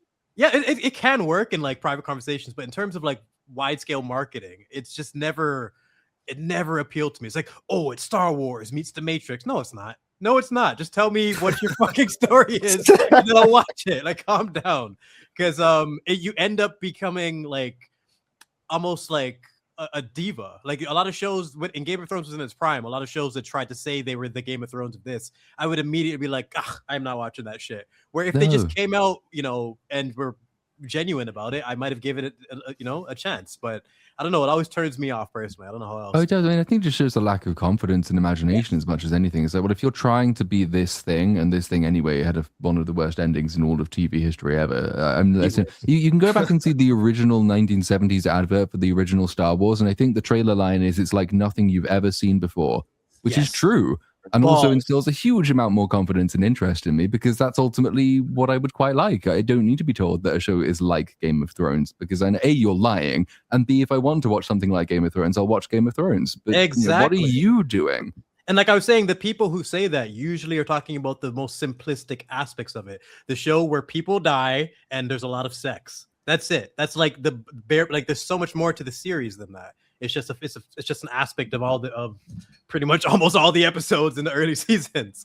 But I don't like it being downgraded to that. And like you said, just the insecurity aspect of it. I'd much rather you come out with something original and unique. It's part of the reason I really enjoyed the movie, but I even more so respected the confidence of weapons marketing, how simple it was. I love trailers that just like, oh, okay, what's going on here? Why are these kids running like that? What the fuck happened? It leaves mystery. Exactly. Have some confidence and then tell me a good story. It doesn't need to be like, oh, it's fucking Seven meets Planet of the Apes, bro. It's like you gotta watch this. I don't want to do that shit at all. It's much better when they have some confidence in their shit. Yeah. I just looked up some of the character descriptions, and it's like the villain is William McCon, a modern cowboy who hides a self-righteous, conspiracy-minded personality behind a charming facade. Zoe, a woman who is composed and cunning as the influential men around her. I'm like, and then what does that even mean? She's basically all the men say something, she's smarter than them, but they tell her to shut up. And then there's an extraterrestrial who is devoted to exposing the truth and exacting vengeance on those who wronged his people, which is the plot from Peacemaker Season 1, where they had those butterflies come and they literally went, you're killing your planet, so we are going to fucking infiltrate you, harvest you, like wear you like a skin suit because it's good for Mother Earth. Like, it's going to be one of those fucking aliens where he'll land on a planet, a cowboy will shoot him, going, Mexican, shoot him, and then the alien will be justified in murdering lots of innocent people. It's going to be all these fucking modern allegories and messages. Yeah. They just can't. Is there anything left of the trailer after this point, or is this I think there's a tiny bit of dialogue. Yeah. okay? It's like a shit joke. A shit joke. Have you ever talked with the other lanterns? I'm the only human. They're aliens. One of them's a fucking squirrel. This guy Gardner. This Guy Gardner, yeah, he exists. He's in the show. Apparently, Guy Gardner shows up in the show. This is why us assuming that it's connected to the Superman is just wishful thinking at this point. For all we know, it's I don't know. Yeah, it feels what like happens HBO ordered this separately, and then James Gunn just popped in and was like, "Oh, let's try and integrate this into the DCU." That was kind of what it feels like. It's weird. But you know what the recruitment does? Like, the ring picks you and then takes you to OWA, where you get training. Like, it introduces you to the core. It introduces you to the aliens. It auto translates the language. Like, they have a system in place. It's not just a fucking super weapon they give to random people. Yeah, It's the so Ryan fucking Reynolds stupid. movie even did this. Like, they even brought him to the planet to train him and everything. Get ready for that movie to be like, perhaps we've treated you too hard. Get ready. Ryan's gonna finally get his comeuppance because I guarantee people are gonna be pointing out some of the things that they were respectful about. Even fucking Whedon and Snyder, as shit as those movies were, at least they were glowing. You could tell who they were on the battlefields. These guys are just gray, dry, like I don't know what they were thinking with this trailer. And plus, it's weird because like Ryan Reynolds even shot himself in Deadpool, like with the Green Lantern script, you know? Yeah, It's nothing, like, that's how nothing bad the green. movie It's fucking like, make sure was. it's not green when he was asking for the costume or something. Yeah, he's roasted it, but like, I bet things in that movie are going to age better than this, but who knows? Oh, yeah. So, yeah, Lanterns kind of doesn't really inspire confidence. It does not. DCU. When does this release? August. Oh, so 8 we've got a episodes. long time before it. That's good. We've got to suffer Do you Daredevil think- Born Again Season 2 before we get to that. Oh, when's that come out? Soon, I think. Next Why couple- is it coming out? Why? What's supposed to come Why? out? What's season 2? Sorry. Daredevil. Born Again. So Daredevil season 4, pretty much. I haven't even watched that. Don't Oh, shit, it's this month. March my 24th. Oh, God. Then we got Yeah. The Boys on April 8th. Yeah, we do have the boys. But the problem is, you need to watch Gen V. I've watched Gen V, and it's fucking stupid. In the trailer, he says, I need to look for Type 1 V. It's the first ever like compound V ever made. But in Gen V, they establish you can take compound V out of someone's blood. So we could just do it from Soldier Boy. Like, this is a giant plot hole because the entire plot's going to be Homelander wants to find special compound V so he can be immortal. But the problem is Soldier Boy has it, and Gen V establishes you can just take it from someone's blood. But they're going to ignore that because it's fucking stupid. Anyway, that's my rant. The Boys is one of the few shows that I hard quit. Like, just angry. Just I couldn't believe the downgrade from season 1 to season 2. So you stopped at season 2? Season 2, episode 3, the boat scene with I even made a video on it. I couldn't fucking believe it. You just ruined every character in one scene. Homelander's powers being turned on and off. Huey does like it's Oh my fucking god, it's an abomination. It's old, but if anyone hates season 2, go watch my fucking old video on that. I fucking shredded It every gets element of that. so much worse. It does. That means I tapped out at the right time. It's like what I've mentioned several times tonight. When you lose faith in their ability to tell you a good story. Season 1 was so much fun. It was so refreshing. I thought this was gonna be something special. Season 2, holy shit, Kamiko was a fucking retard. Like, it could have ended at season 3, you know. That's the craziest part. It literally could have ended at season 3 when Butcher got the powers and could have fought and was fighting Homelander. Right. And then, like, just as they're about to kill him, they're like, "Nah, we're not going to kill you." I'm like, "What the fuck are you doing, bro?" The fact that Butcher and I can't even remember their names now, Huey and the whole crew, the fact that they didn't have powers is what made it interesting. You had to work around things, like that scene in season 1 when they were trying to kill Translucent and Homelander shows up. Like, holy fuck, he sees you, you're dead. That's how it should be. But then it just, they turn powers on and off by season 2 and make everyone stupid. IQ drops a lot. Like, they show Homelander in season 2 say that I can't pick up the fucking plane because I'll go right through it. Where I'm like, oh, that actually makes sense. We're finally using logistics to justify superhero shit. In season 2, they drop a fucking bus on him and he's out of the show for like 5 minutes. It literally, he wouldn't even feel that. They just, once you start abandoning your own established rules, I'm just fucking done, man. There's like in season 2, the fucking season you dropped, they copy the Avengers girl boss scene by going, "Girls get it done," but like they went, it's satire, but it's not satire because they literally copy it one for one.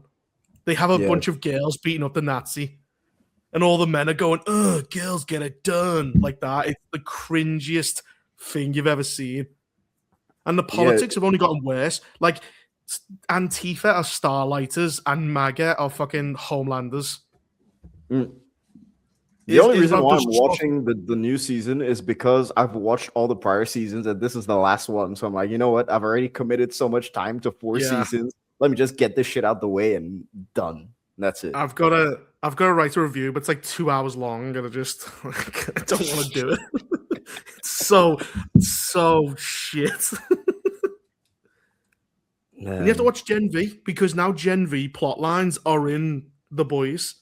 So if you don't watch that show, like, they've got a soup killing virus from Gen V. So you have to watch it's Zoomers, a fucking Zoomer high school show. And then at the end of season 1, they all start murdering each other. Season 2 pretends like there wasn't a school massacre. Everyone's just back in school again. Like, that's how bad the writing is. Each season just forgets what the last season did. Have they raped Huey again? What's he doing? Oh, he gets actually sexiest. This is how hypocritical the show is. When Starlight gets sexually assaulted, they teach it very seriously. Yeah. Huey goes into like a gimp dungeon and like he gets like kind of like sexually assaulted, and they're all like, "Haha, isn't that funny?" You're like, "No, not really." It's complete change in standards when it comes to a man being sexually assaulted. It's disgusting. Doesn't it traumatize Huey? I'm trying to remember it too. Like, isn't he like semi-traumatized by that experience by the end of it? Yeah, he's traumatized, but he also gets raped as well. So there's a woman there's two instances. He gets sexually assaulted in a gimp suit, then a woman rapes him. So there's a chameleon woman who pretends to be Starlight who rapes him, and then Starlight blames him, going, "How dare you? How dare you have sex with an identical copy of me that thought it was me?" Oh, Jesus. What happened to Robin? Huey's core motivation was his girl dying in season 1. I didn't care. No one gives from season 2 on. They completely forgot about Robin, and Huey was all over the place in season 2. Every single character was fucked in season 2, like every last one. I think Mother's Milk. I think he's the only one who didn't get ruined. Yeah, he did. He's a cook in season 2. Oh yeah. Well, no, that's what I mean. I mean, as early as season 2, the entire cast was fucking splintered. Yeah, he gets ruined basically. Yeah. Everyone Frenchie and Kimiko are set up for a long romance. Then in season 4, Frenchie's just gay. I heard about that. Kimiko goes like, "Oh yeah, I fucked some other guys as well," and you're like, "What?" The whole point was you were like a Rogue and Gambit kind of relationship. You were kind of together, but you're not really. You haven't fucked yet. It's out of nowhere too that he was fucking gay. Waste. He gets bummed by a black guy for like half the season, and then he dies. And it's like, yeah, let's get back together again. I'm like, what was the point?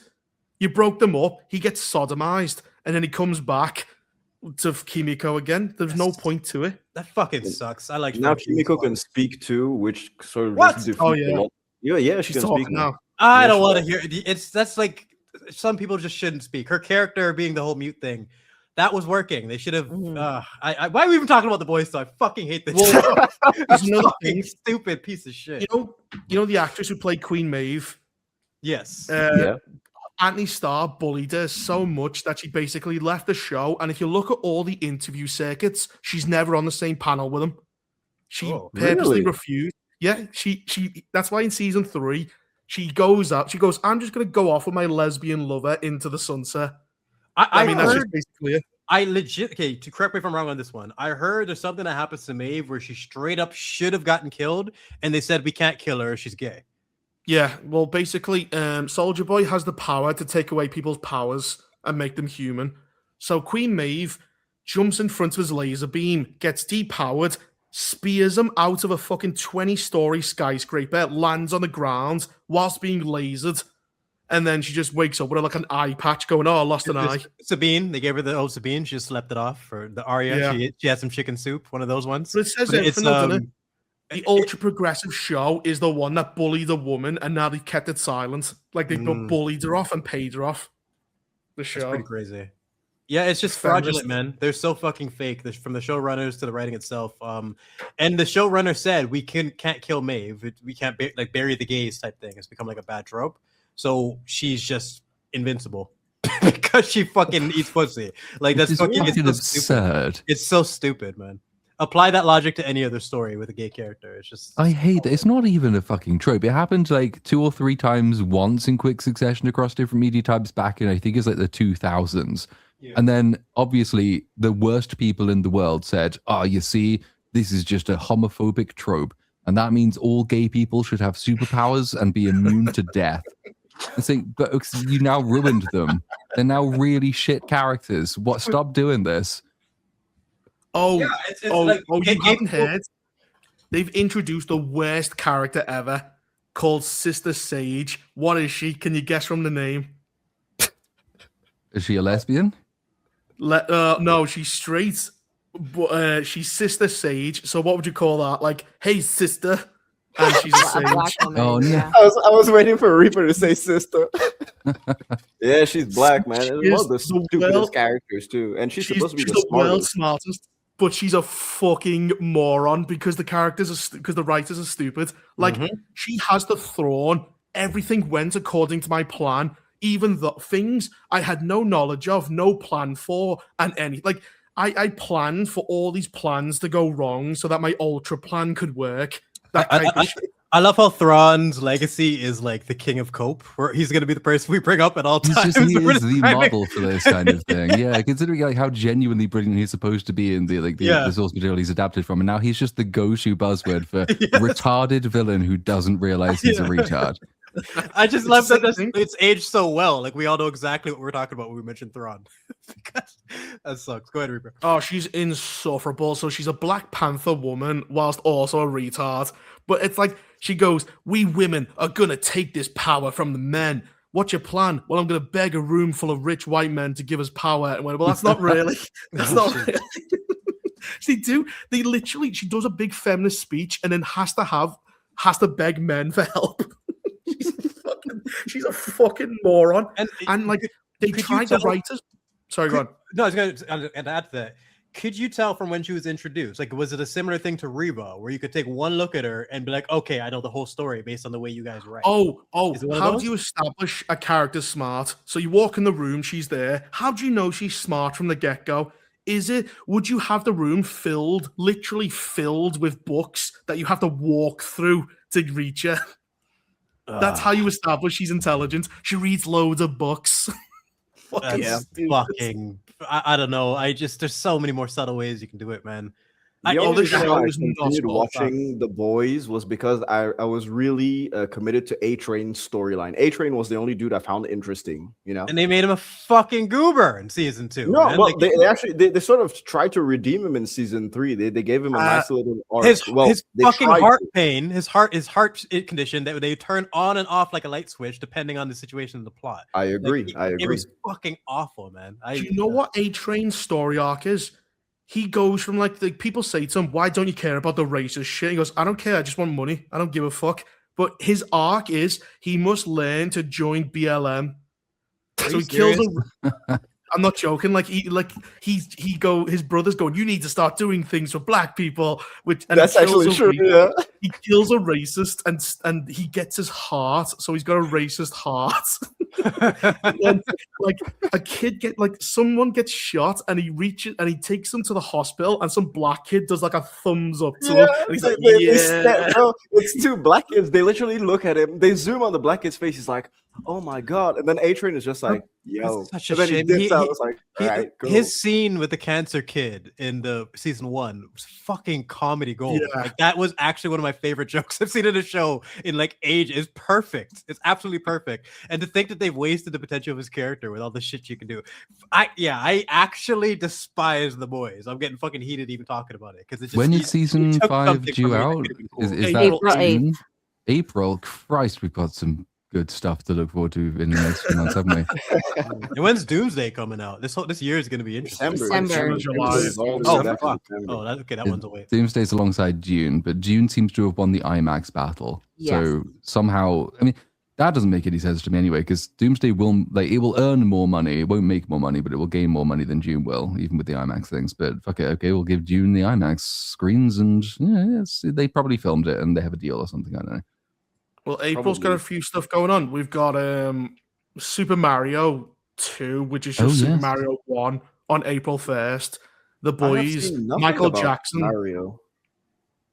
The one trailer came out. It literally is just the same plot beat for beat. It will be basically the same movie. I mean, maybe it won't be Luigi in danger this time. It'll be somebody else. But I can't imagine they're going to take the story in any interesting new direction. So that's April as well. I've got all of this, the rest of this month, to get rid of all of the shit videos that I've been stuck with for the last 3 months because I've been so busy. So I'm just going to have to spam Stranger Things, Avatar 3, and something else will all come out before the end of this month, so I could start getting onto stuff that actually releases now. I don't even know if I'm going to do The Boys because I don't want to have to watch 5 seasons of it. Nah, you have to watch Gen V as well, and fucking atrocious. We got Michael Jackson and Mortal Kombat coming out as well. And we've also got the Tourette's movie because that's coming out alongside Michael Jackson, and Grace Randolph thinks this is a source of severe concern. We should move the Tourette's movie. The Tourette's movie's been out for a while, hasn't it? I think it's releasing in America though, alongside the Michael Jackson biopic. What's the Tourette's movie? You can't have the whole thing for like a week. The last 2 weeks has been the Tourette's dude. There's a movie that they were marketing with. The one who started shouting the N-word at the BAFTAs.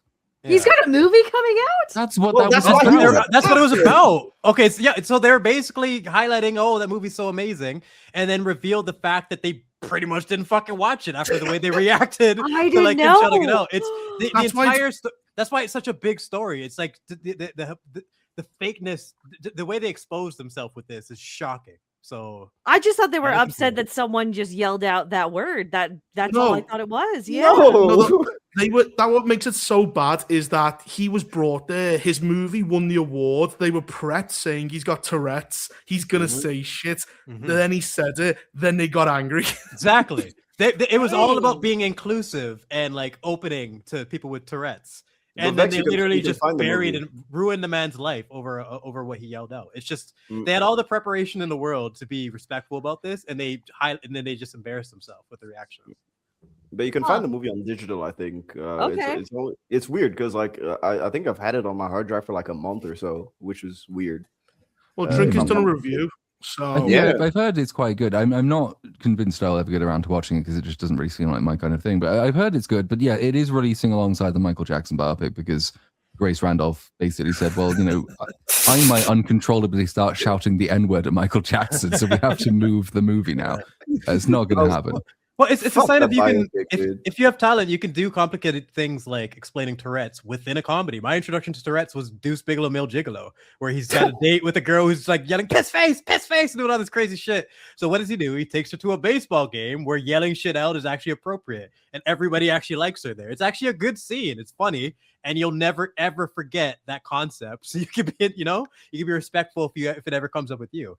And that's in a comedy. That's in a fucking comedy. Yet they just can't fucking do it nowadays. This is gonna be really horrible, but I really am that disconnected from the internet. What did Grace Randolph do with the Tourette's thing?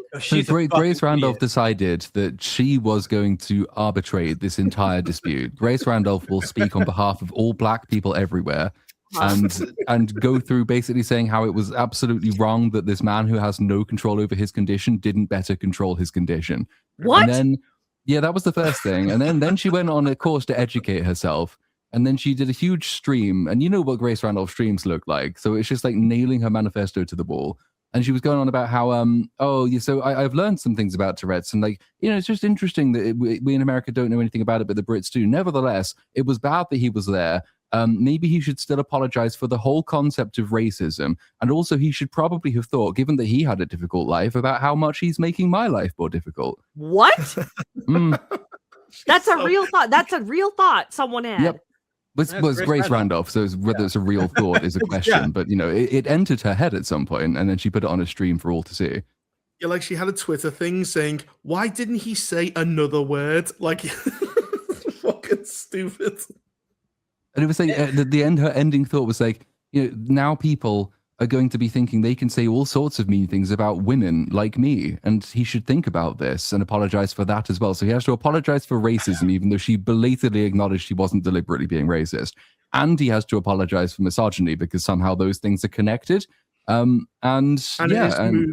His movie shouldn't come out at the same time as Michael Jackson. His movie should be moved, from alongside Michael Jackson. It's basically trying to wrap your head around her thought process will give you a headache. It's just like, I don't understand how she comes to these conclusions. Well, there's nothing to wrap your head around. Out of her mouth. Like, how do you say this publicly? It's a woman. That's all that you need to know. There's nothing to understand. It's a woman. She just kept doubling down and doubling down, getting more and more ignorant and fucking wrong every time. She is so good, though. I do love her. I'm happy that she exists. The raw stubbornness. Like, she's a soldier. She's got like 2 hours of content, just like 2 weeks of content, even just off of Grace Randolph misunderstanding Tourette's and racism and trying to be Daenerys Targaryen. And it's just, she's so brilliant. Yeah, this lady, yet she still has a fan base. There's Grace Randolph fans out there. I don't understand how this platform works sometimes. Well, I watched it at her stream while it was live, and like most of the chat were just praising her for how sensitive she was being. It's like, are you watching the same stream? Are you all also insane women? Because I think you might be. They were vouching for like segregation, like disabled people should be put in a separate room to stop this from happening. What a stupid bitch. She's fucking dumb. It's the only way to put it, man.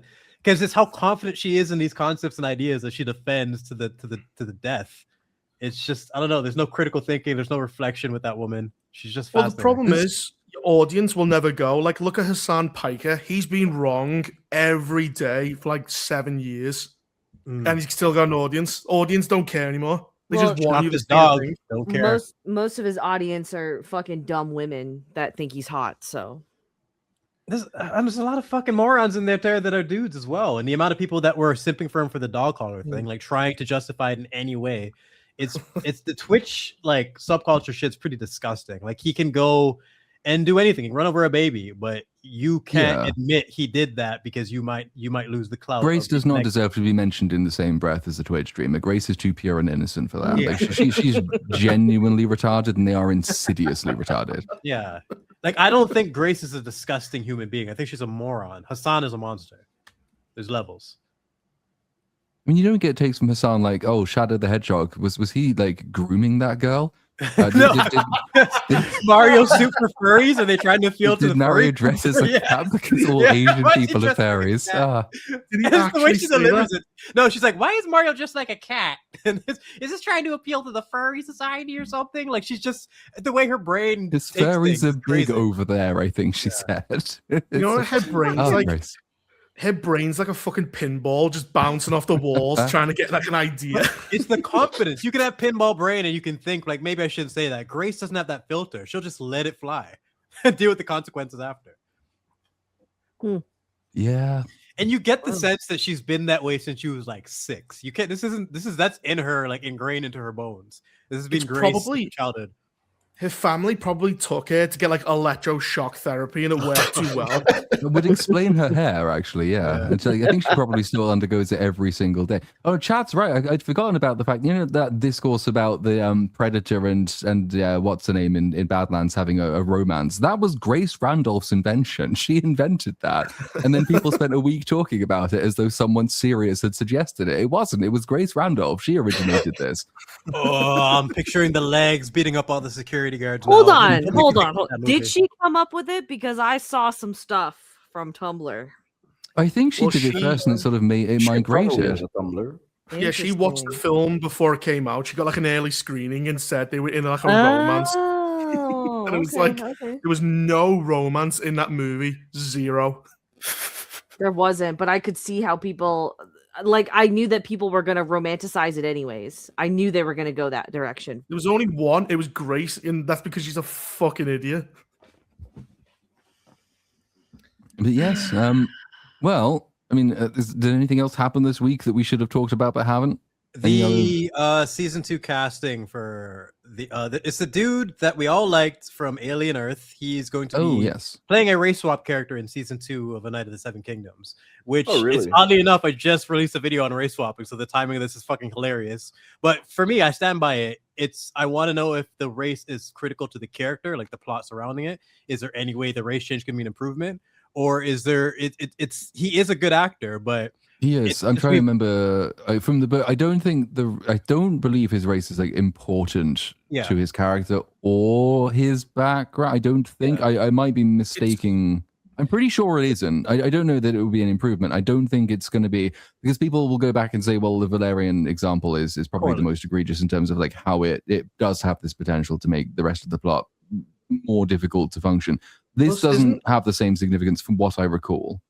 Well, again, with Corliss being black, that aided the plot in some ways in terms of having, instead of it being vague, the issue was explicit. They wanted you to straight up know those kids were bastards. And it tells you more about Viserys that he doesn't see it, even though it's so obvious, or that he's choosing not to see it. Whereas it would have been more ambiguous had obviously the race swap not happened. So it is, in some ways, it's useful. But I do understand the complaints about it nonetheless. The reaction to race swap characters is justified. Everyone's sick of it, but I think we shouldn't just immediately shit on it because it's a race swap. We should see how it's going to affect the story.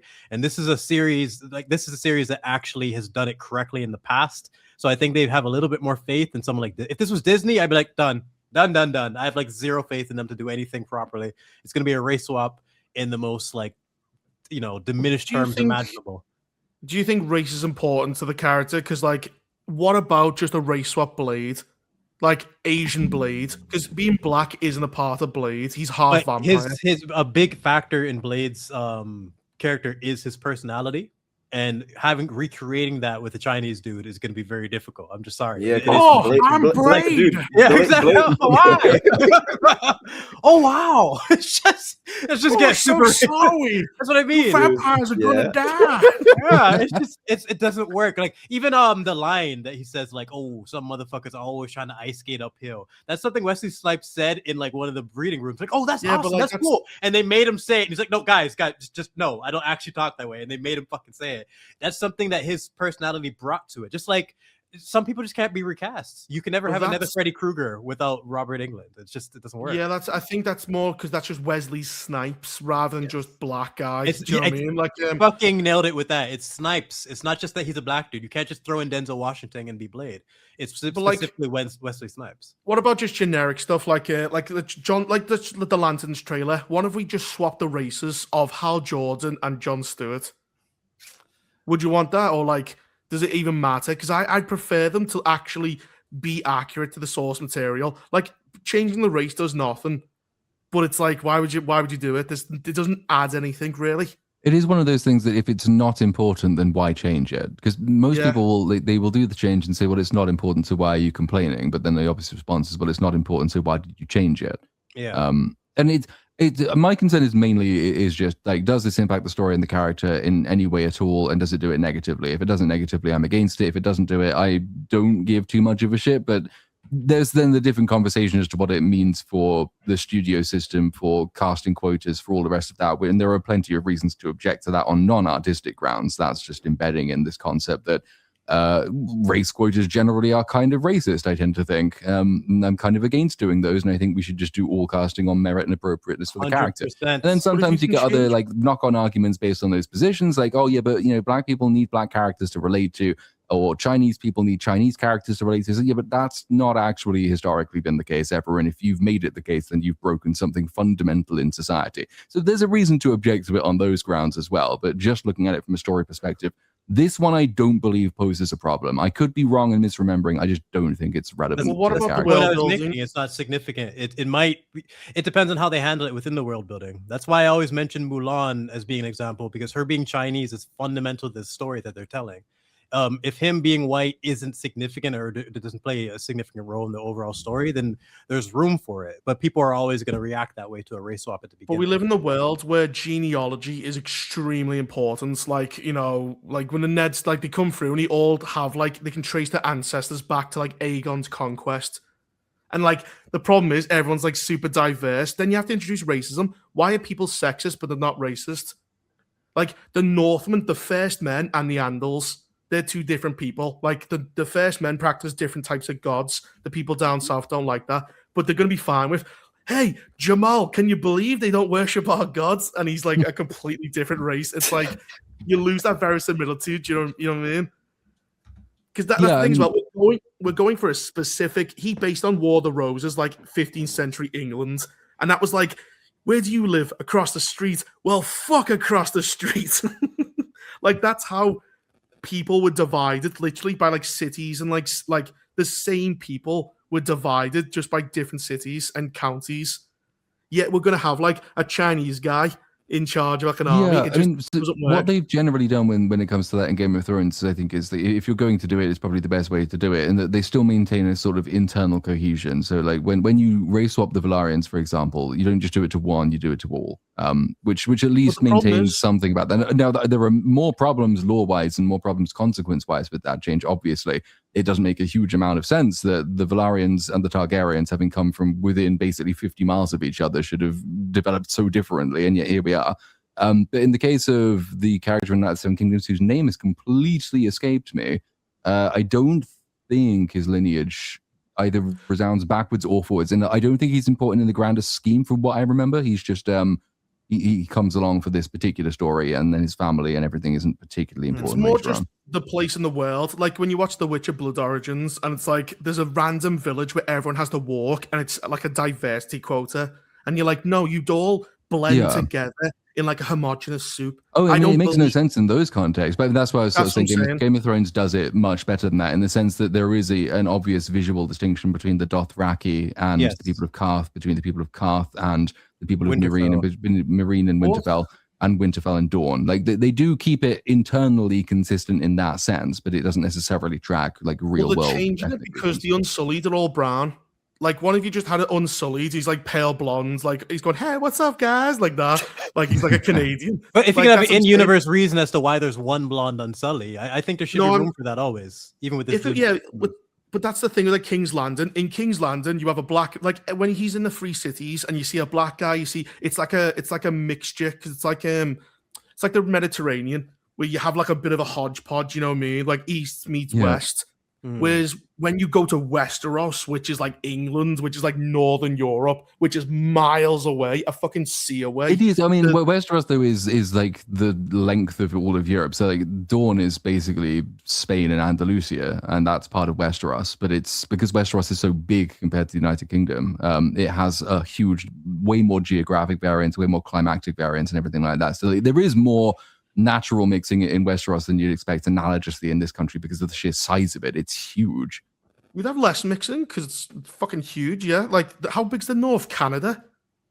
Basically, yeah. I mean, I can't remember how it exactly maps, but it is massive. But they also do quite a good job, and used to do a good job of making a distinction as well between the Northmen and, say, the people of King's Landing. King's Landing, you would expect to see more diversity, and you do see more diversity because King's Landing is the heart of the Empire, and it's not heart of the fucking Empire, heart of Westeros. That's my British person coming out. And that's, it's the main trade hub. It's one of the most economically impactful cities in the entire continent. So you'd expect to see it there. If anything, you'd expect to see more diversity among the Unsullied, given the Unsullied are all slaves, and the slavers do not uniquely take slaves from the people east of Westeros. They probably should be more Westerosi Unsullied, unless there's a law reason I'm forgetting about. Did you have an issue one way or the other? Because like every time, like the white areas become more diverse, but do the brown areas become more white? You never really see it the other way. Plus, when diversity gets into a show, it accelerates. I've never seen it decelerate. Like when they go up north, do you think they're gonna? Do you think diversity is gonna be there or not? I'm betting it probably is. I don't think they're gonna do it when it comes to that. I think if they have a better understanding of the world building with this, and it's depends on how large the scale the story is as well, right? Like I was gonna ask if did you have an issue with Salador San, the pirate that the Onion Knight got the ships for Stannis in season 2 for? Well, he meets him in the Free Cities. That's the same. Like he meets him in is it Bravos or Essos is like a mixed hodgepodge. It's like a Eurasian landmass. Yeah. We have like Mongolia, but you also have Russia. You have China and Japan like right next to each other. Like you have more of that. Because that's what I kind of because like the Dothraki horde of the Mongols, they just ride through. Then the Summer Island is like isn't that Africa? Basically. If you look at the map, it's like down south. It's unexplored. Oh yeah, like where it would be in the Summer Isles, but I think in the context of that world, it's not. Like Africa is more east of Essos and stuff like that. But it's been a while since I looked at the map. But what I'm saying is, like, there is again the Free Cities and stuff, and like King's Landing. That's the mixture point.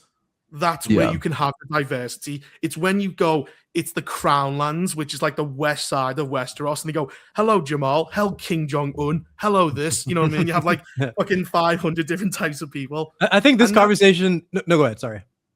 No, I'm just saying, like, you can make it work. It's just, I have a feeling they're just going to make it, they're going to normalize it. It's just like, yeah, it's just diverse. That's just accepted. It would start getting, I agree. Like if they, because I know he's submitted a couple of outlines to Ira Parker for the next books that he's never going to write. And I know one of them is supposed, I think it's the She-Wolves of Winterfell, I suppose, is supposed to be the title of one of them. If they get there and they go up to Winterfell and all of a sudden it looks dramatically different from Winterfell as we know it because we've seen it later on, and it does become less homogenized, then I mean that would start to be a pretty big problem. And then you start getting yourself into the awkward position as well of if you try to justify it in universe, sometimes you can just make this huge unnecessary amount of work, which obviously looks unnecessary as an amount of work, given you didn't need to do it in the first place. Plus George is accept because like when you see how the character what's his name the one Tansel too tall, like he says you're just like how I imagined her, and then you see the comic and she looks nothing like her, and you go, well, George is just okay getting his story out. I don't think he really cares if you change it. So people are going like his word is law. I don't really think he gives a shit. But again, what's more important to the character? Her being light skinned or her being tall? I think she fit the role perfectly, even if she was black. Her being black. It also fits the fact that she's part of it. She's a traveling performer as well, so it just doesn't matter so much in that context. Whereas if you had done the same thing to one of the Targaryens, then it would have been a problem. Yes. In that context, though, traveling performers come from all over the place. I've been to circuses. I know that. It's not. I think this conversation highlights the big problem with race swaps, period. We don't know if it's going to be good or bad, but this becomes a discussion rather than the fact that we're getting someone we know is a good actor. He did good with shit material in Alien Earth. I know he's talented. That's what I'm saying. Instead of discussing that, this dominates the conversation. Like they're saying she was fine because she's a traveling actor, but the thing was George is like people are going, George said this, but George doesn't really care. That was more the point. Like, because like again, traveling actors makes more sense to have diversity. Yeah, I hate that we have to have this conversation. Exactly, that's what I mean. It has to happen every time. We can't just talk about the casting being a talented actor. Race has to dominate everything. It has some good side effects, I suppose, is that people listening to these kind of conversations or having these kind of conversations who might be interested in writing their own worlds might not necessarily have given thought to like how populations naturally form, and so they may have made the same mistakes by accident. Whereas now you may have got a new generation of writers who are actually more alive to this and make more believable worlds as a response. They're not the ones who will get made by Hollywood in the next sort of 5 to 10 years, but actually it might have a net positive effect on people's world building. That's the hope for it anyway. Or they're more racist than ever. Or that. You just open the book, it just goes, white power, like 100 times in the first 5 sentences. But I feel like if you're gonna race swap, have a thought process behind it, have a reason for it. Michael Clark Duncan had the size of a Kingpin. Corliss affected the story in a positive way, in my opinion. The One Piece actor had the enthusiasm and the body type that they needed, even though he wasn't Japanese. You have to have something to bring to the table, otherwise people are gonna raise an eyebrow. Okay, if you can race swap a character, can you gender swap a character? It's possibly harder to do, just because the differences in men and women are actually like more stark and more generic than they are between people of different ethnicities. Like men between 2 different ethnicities might vary in cultural assumptions, but women and men across any ethnicity have the same differences and the same attitudes. And so it automatically is more difficult to do, because you are going to, like, let's say you gender swap a character who has a romance subplot. Well, you're going to make a pretty significant change by default if you gender swap that character. It's like all the talk about, oh, we could make Bond bisexual. So yeah, but then you're changing something fundamental about Bond, very fundamental about Bond. Okay, so you can't. It's not impossible. It's just more difficult. work.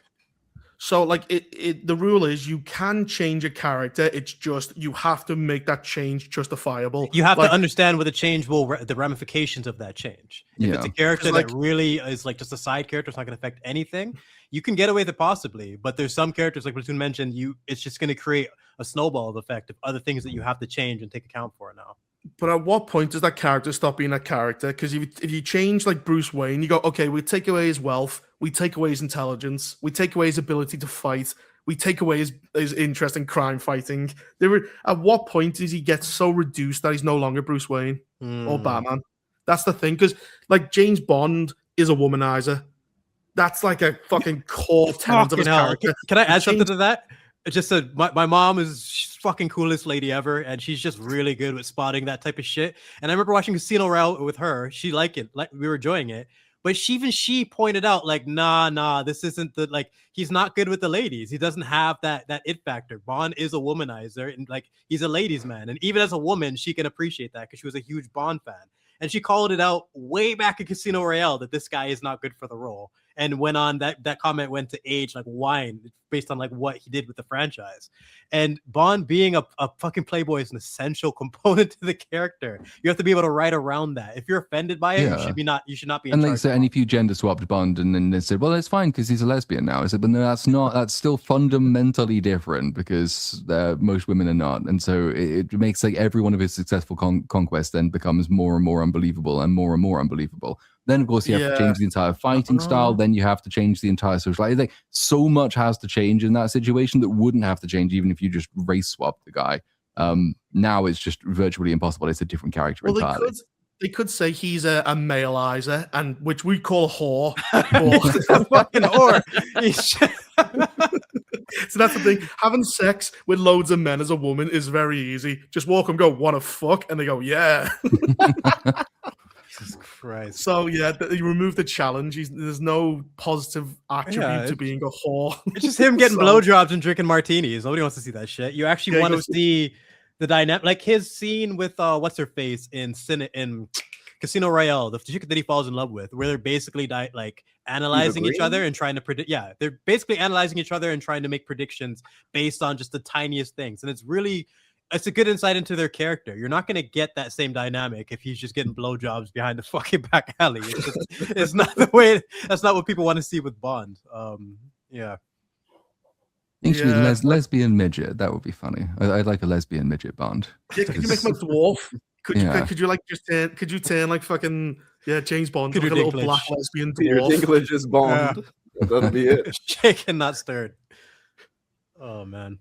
Well, I reckon we can wrap it there, move on to supers. And yeah, I don't think there's anything else notable for the week that we've missed. It's not one of the hugest. I learned that owls can't move their eyes. Yeah, they only move their heads. Yeah. And also, they also make no sound when they fly, which is even cooler.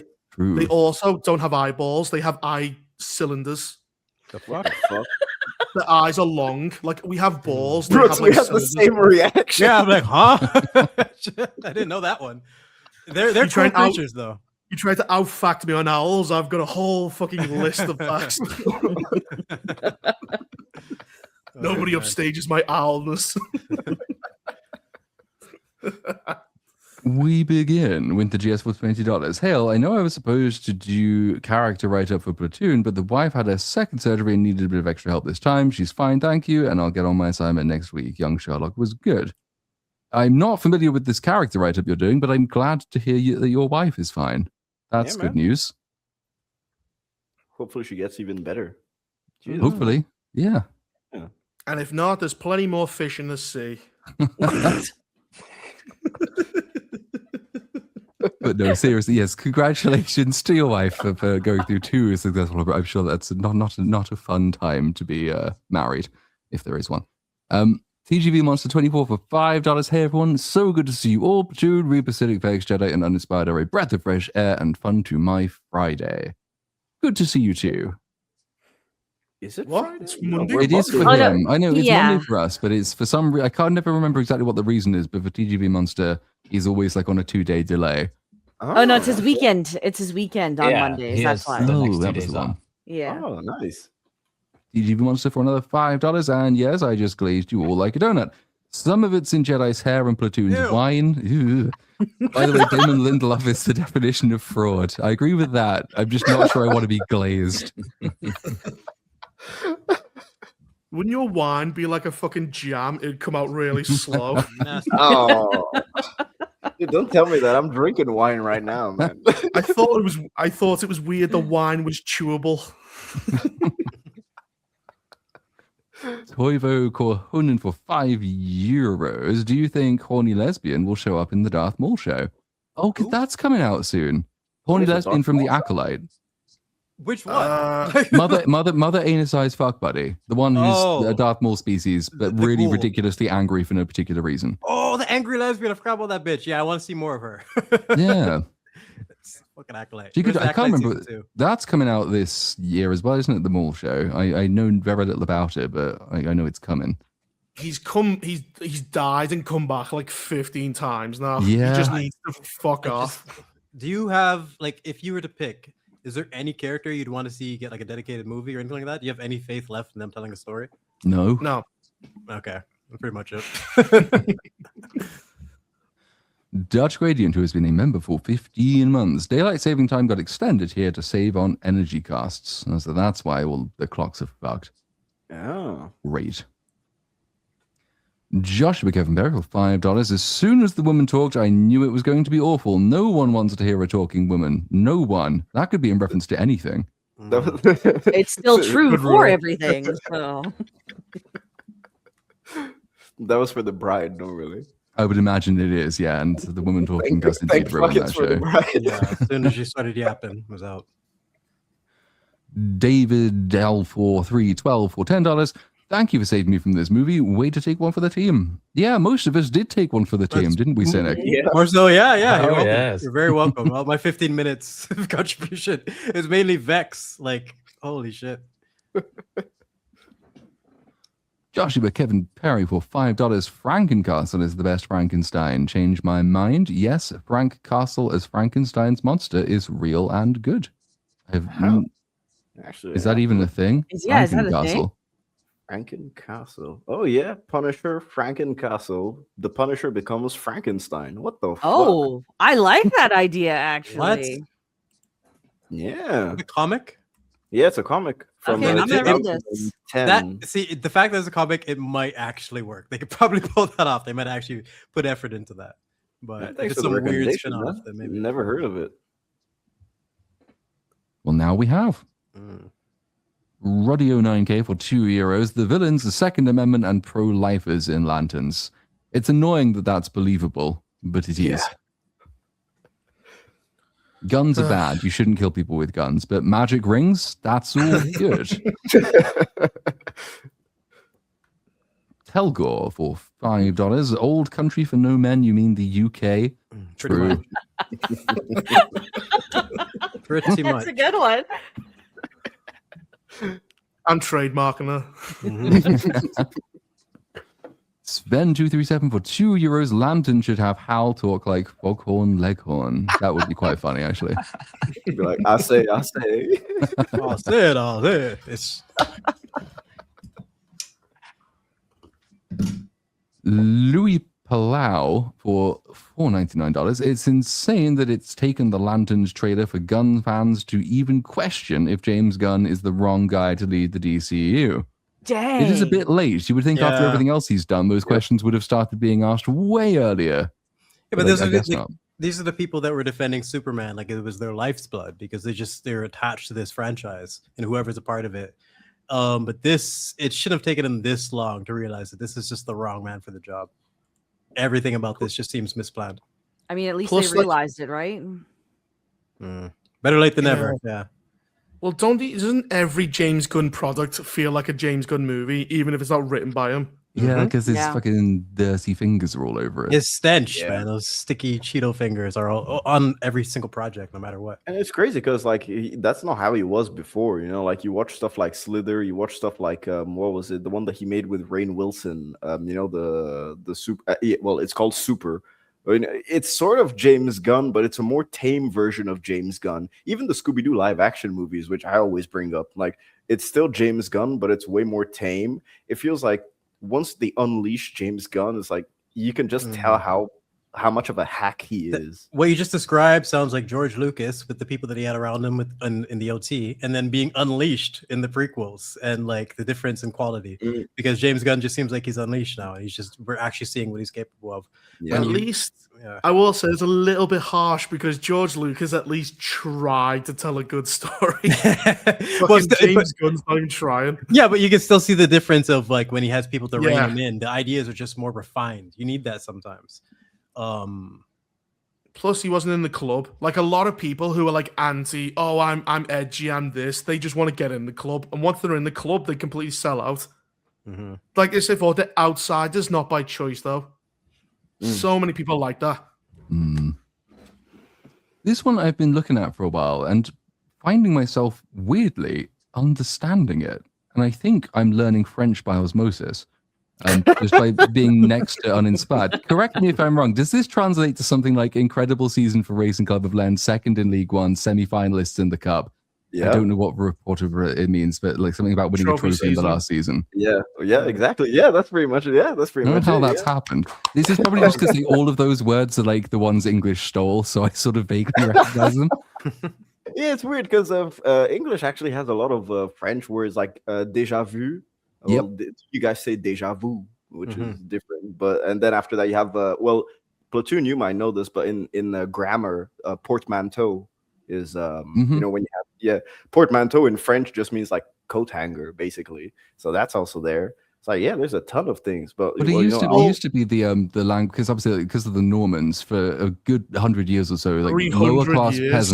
peasant language was like Old English, and then the language of high society and the law was French. And that's, I think I'm right in saying it's why like we have cows, and then to eat cows, we have beef. Cows is from Saxon, and beef is from French. And that's because the peasants would make the cows into food for the landed people. So all the references to eating food are French, but all the references to growing food are Old English. I think that's correct. Oh, all right. Well, you want to try and read this one in French? No, you can do that and answer the question because I've not followed Liga. All right, so quelle saison incroyable pour le Racing Club de Lens, deuxième de Ligue 1 et demi-finaliste de la Coupe, remporterait-il une trophée cette saison? Honnêtement, je crois qu'ils pourraient remporter le trophée parce que là, ils ont monté bien. Je crois qu'ils sont à 56 points, PSG à 57 points. Je crois qu'ils peuvent bien dominer la saison. Après, on a encore du temps avant que la Ligue se termine, mais bon, je crois que c'est faisable. Moi, je savais même pas qu'ils auraient pu le faire, mais bon, ils ont montré qu'ils étaient chauds quand même. Donc là, je trouve que ils ont une très grosse chance par rapport au PSG, mais bon, ils doivent quand même mettre de l'effort, ce qu'ils ont déjà fait d'ailleurs, je trouve. Mais là, c'est le PSG qui doit vraiment renforcer pour gagner encore plus de points jusqu'à la fin de la saison de Ligue 1. Mais je crois que ça pourra le faire, honnêtement. So yeah, that's pretty much it. Et merci James Busher 4290 for the £5. True. It took me a little bit to realize you weren't just reading it. I went, oh, he's actually No, it's not a fucking $500 super chat. He's just reading the whole thing. And him reading the super chat's taken a long time. Oh, now this is a question for the ages from Big T for 199. Which show is worse, Gen V or Starfleet Academy? Gen V must have to be really bad if it's going to be Starfleet Academy. Well, it's a different type of bad. It's bad, but it's more it thinks it's good and it's really in love with itself. So that narcissism really makes me hate it. It's Starfleet Academy's worse, like actually structurally worse, dialogue, everything. But Gen V's like people sniffing their own farts and going, "Doesn't it smell nice?" You're like, no. Yeah, I get what you're saying. Gen Z sounds like it's probably going to be more annoying because of how pretentious. Doesn't Gen V have Starfleet's someone just kill crap. someone with period blood or some shit Yep. like that? Oh yeah, The first period season of the bloods her first parents. episode. Yep.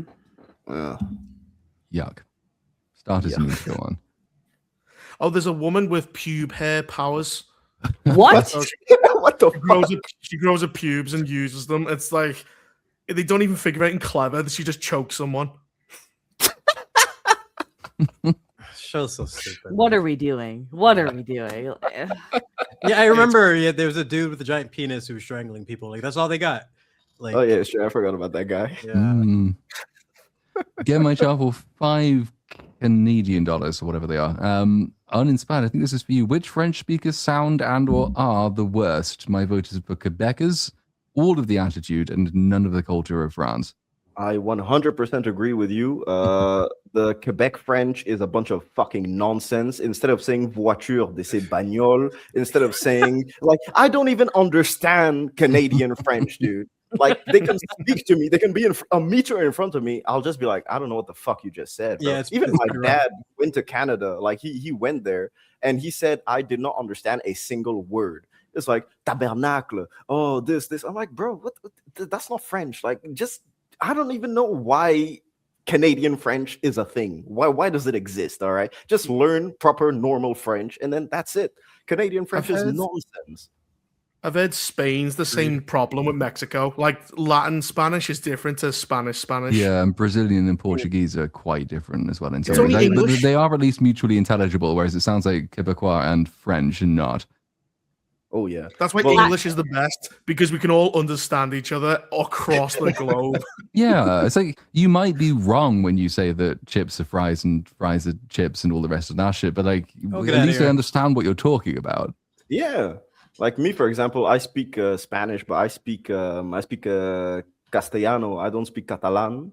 But then I can still understand when Mexican people speak, their version of Spanish, but they use a bit slang that's different, but I can still thoroughly understand it, Right.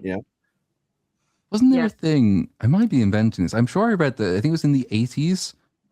The Quebec air traffic control went on strike because they insisted that all air traffic going through Quebec's air traffic control must speak French. But then nobody speaks Quebec French except for people in Quebec. So all the pilots basically said, no, fuck that. And it didn't go very well. Probably. Well, I bet you, dude. Canadians are fucking dumb, bro. I mean, just look at Thank you. not you Yes, guys. they are. Not you guys. Thanks. The French Canadians. The French Canadians are dumb. Just look at XQC, man. That dude babbles. You don't even understand when he speaks English or French. I He do just not speaks want all XQC language, to man. be the representative of Canada. Okay, let's just get that out of this fucking conversation. The guy's a fucking goblin moron. And yeah, the accent is atrocious. I grew up with people who had it. And what the So fuck are you bad. saying, bro? I've been with So you for bad. we've had like 3 different classes together and I still barely know what you're saying. Like George St. Pierre, XQC, they're all difficult to understand.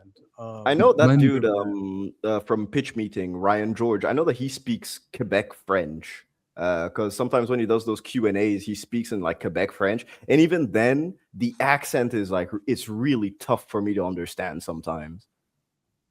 I said this is one of my favorite bits in South Park Stick of Truth when you go up to Canada and it just turns into a top-down 2D Game Boy Legend of Zelda game with funny little 2D music. It's very funny. All everyone says is, hey, guy. Yeah. That's all everyone says. There are dead languages that are more useful than French Canadian or Oh, you Canadian. do. Would French. agree. Yeah, Latin, there you go. Latin is more useful, and I studied Latin for like 2 years, and I still There you don't go. even use that shit on a daily basis, man. Rapman Quispy for $5. I would pay money to see an apology, but the whole video is just saying even worse words. This is the Tourette's guy, right? Yeah, I would like to see him. I would like to see him host the Oscars, to be honest. But unfortunately, I don't think we'll get that. I would put him in front of like a million man march and go ahead.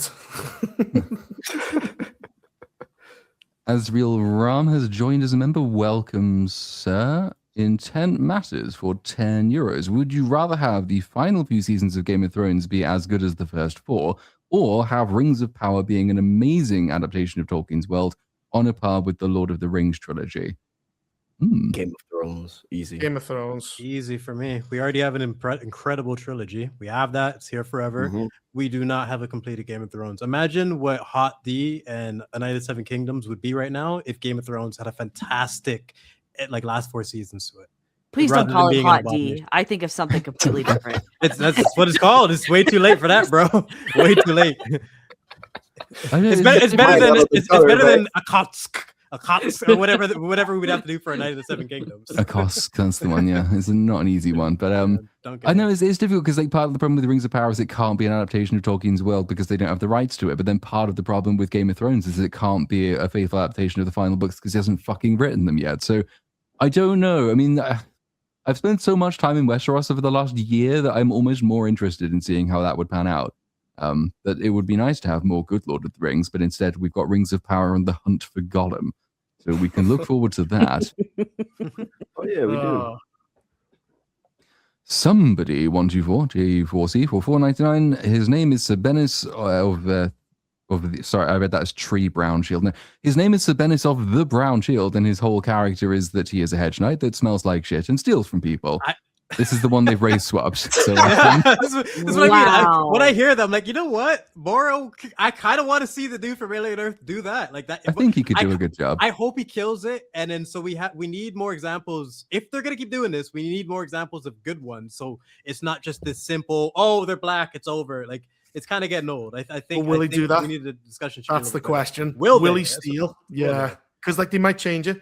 Because remember, Queen Maeve, she can't die because she's a lesbian. Can't have the black guy steal. Like we'll see. If they change it all based on that, then they're fucked. I think this show should be they should be aware of the times now and what people were expecting. You have to have respect for the fucking story. But he's a good actor, so we'll see, man. I think give it a chance. Decepticon for $2 Canadian. I totally agree, Cynic. I don't know what, but at least somebody does.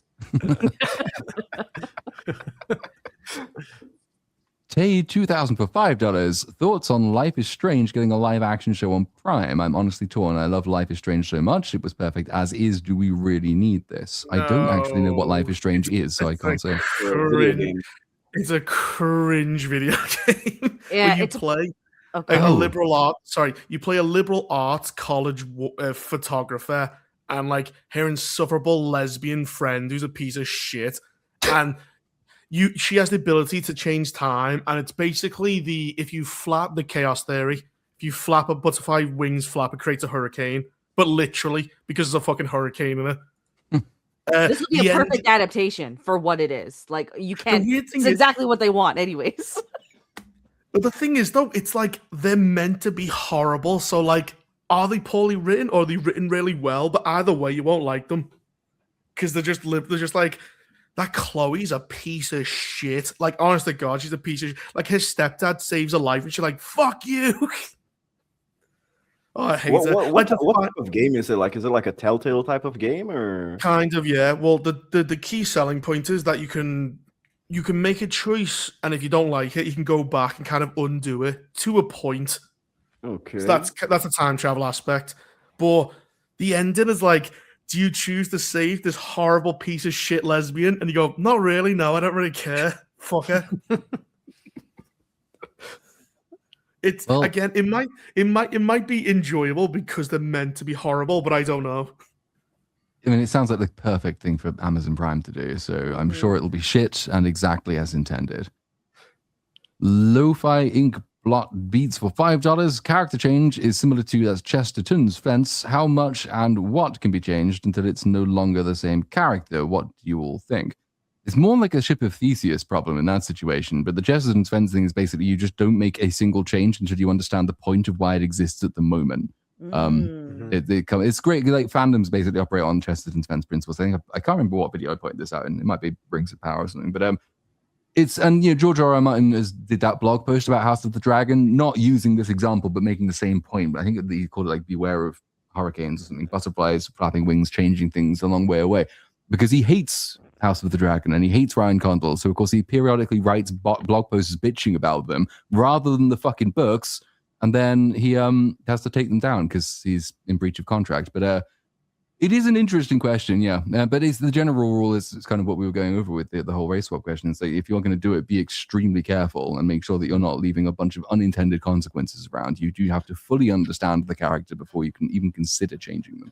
That's not just race swapping. That's adaptations in general. Yep. The key is All understanding. things. Yeah. You have to understand why it works, what it was there in the first place, what it leads to, what it's setting up. How many it's a whole snowball effect. So you just have to have respect for the source. I just think it applies to life in general. If you see a thing and you say that looks shit, let me change it, and I say, well, maybe just make sure that you do understand that it is shit first. And make sure you don't need that wall in your house before you knock it down.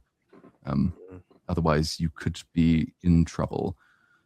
Innovative Nutmeg for €5. Seeing as you guys mentioned Madam Web, have you guys seen Dakota Johnson's new ad for Calvin Klein? Yes. It popped up on my Twitter feed earlier today. Oh, It's good. Oh, Whoa, Vex, relax. sorry. Sandwich lady has arise. Jeez, let's see this thing. Damn. I'll put a picture of her. She looks Yeah, good, nice. man. Damn, she looks really good. Yeah, I think she's hot. She's Madam in your Web age too. range too, as well, Ter. Oh, yeah, Woo!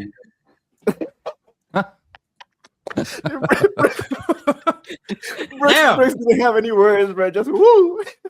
Yeah, that was primal. Like, I'm speechless. Nothing to say there. Jesus. That's good Bro, shit. how, like, but it's weird because Dakota Johnson was, like, not very attractive. I didn't find her very attractive during, like, the 50 Shades of Grey era.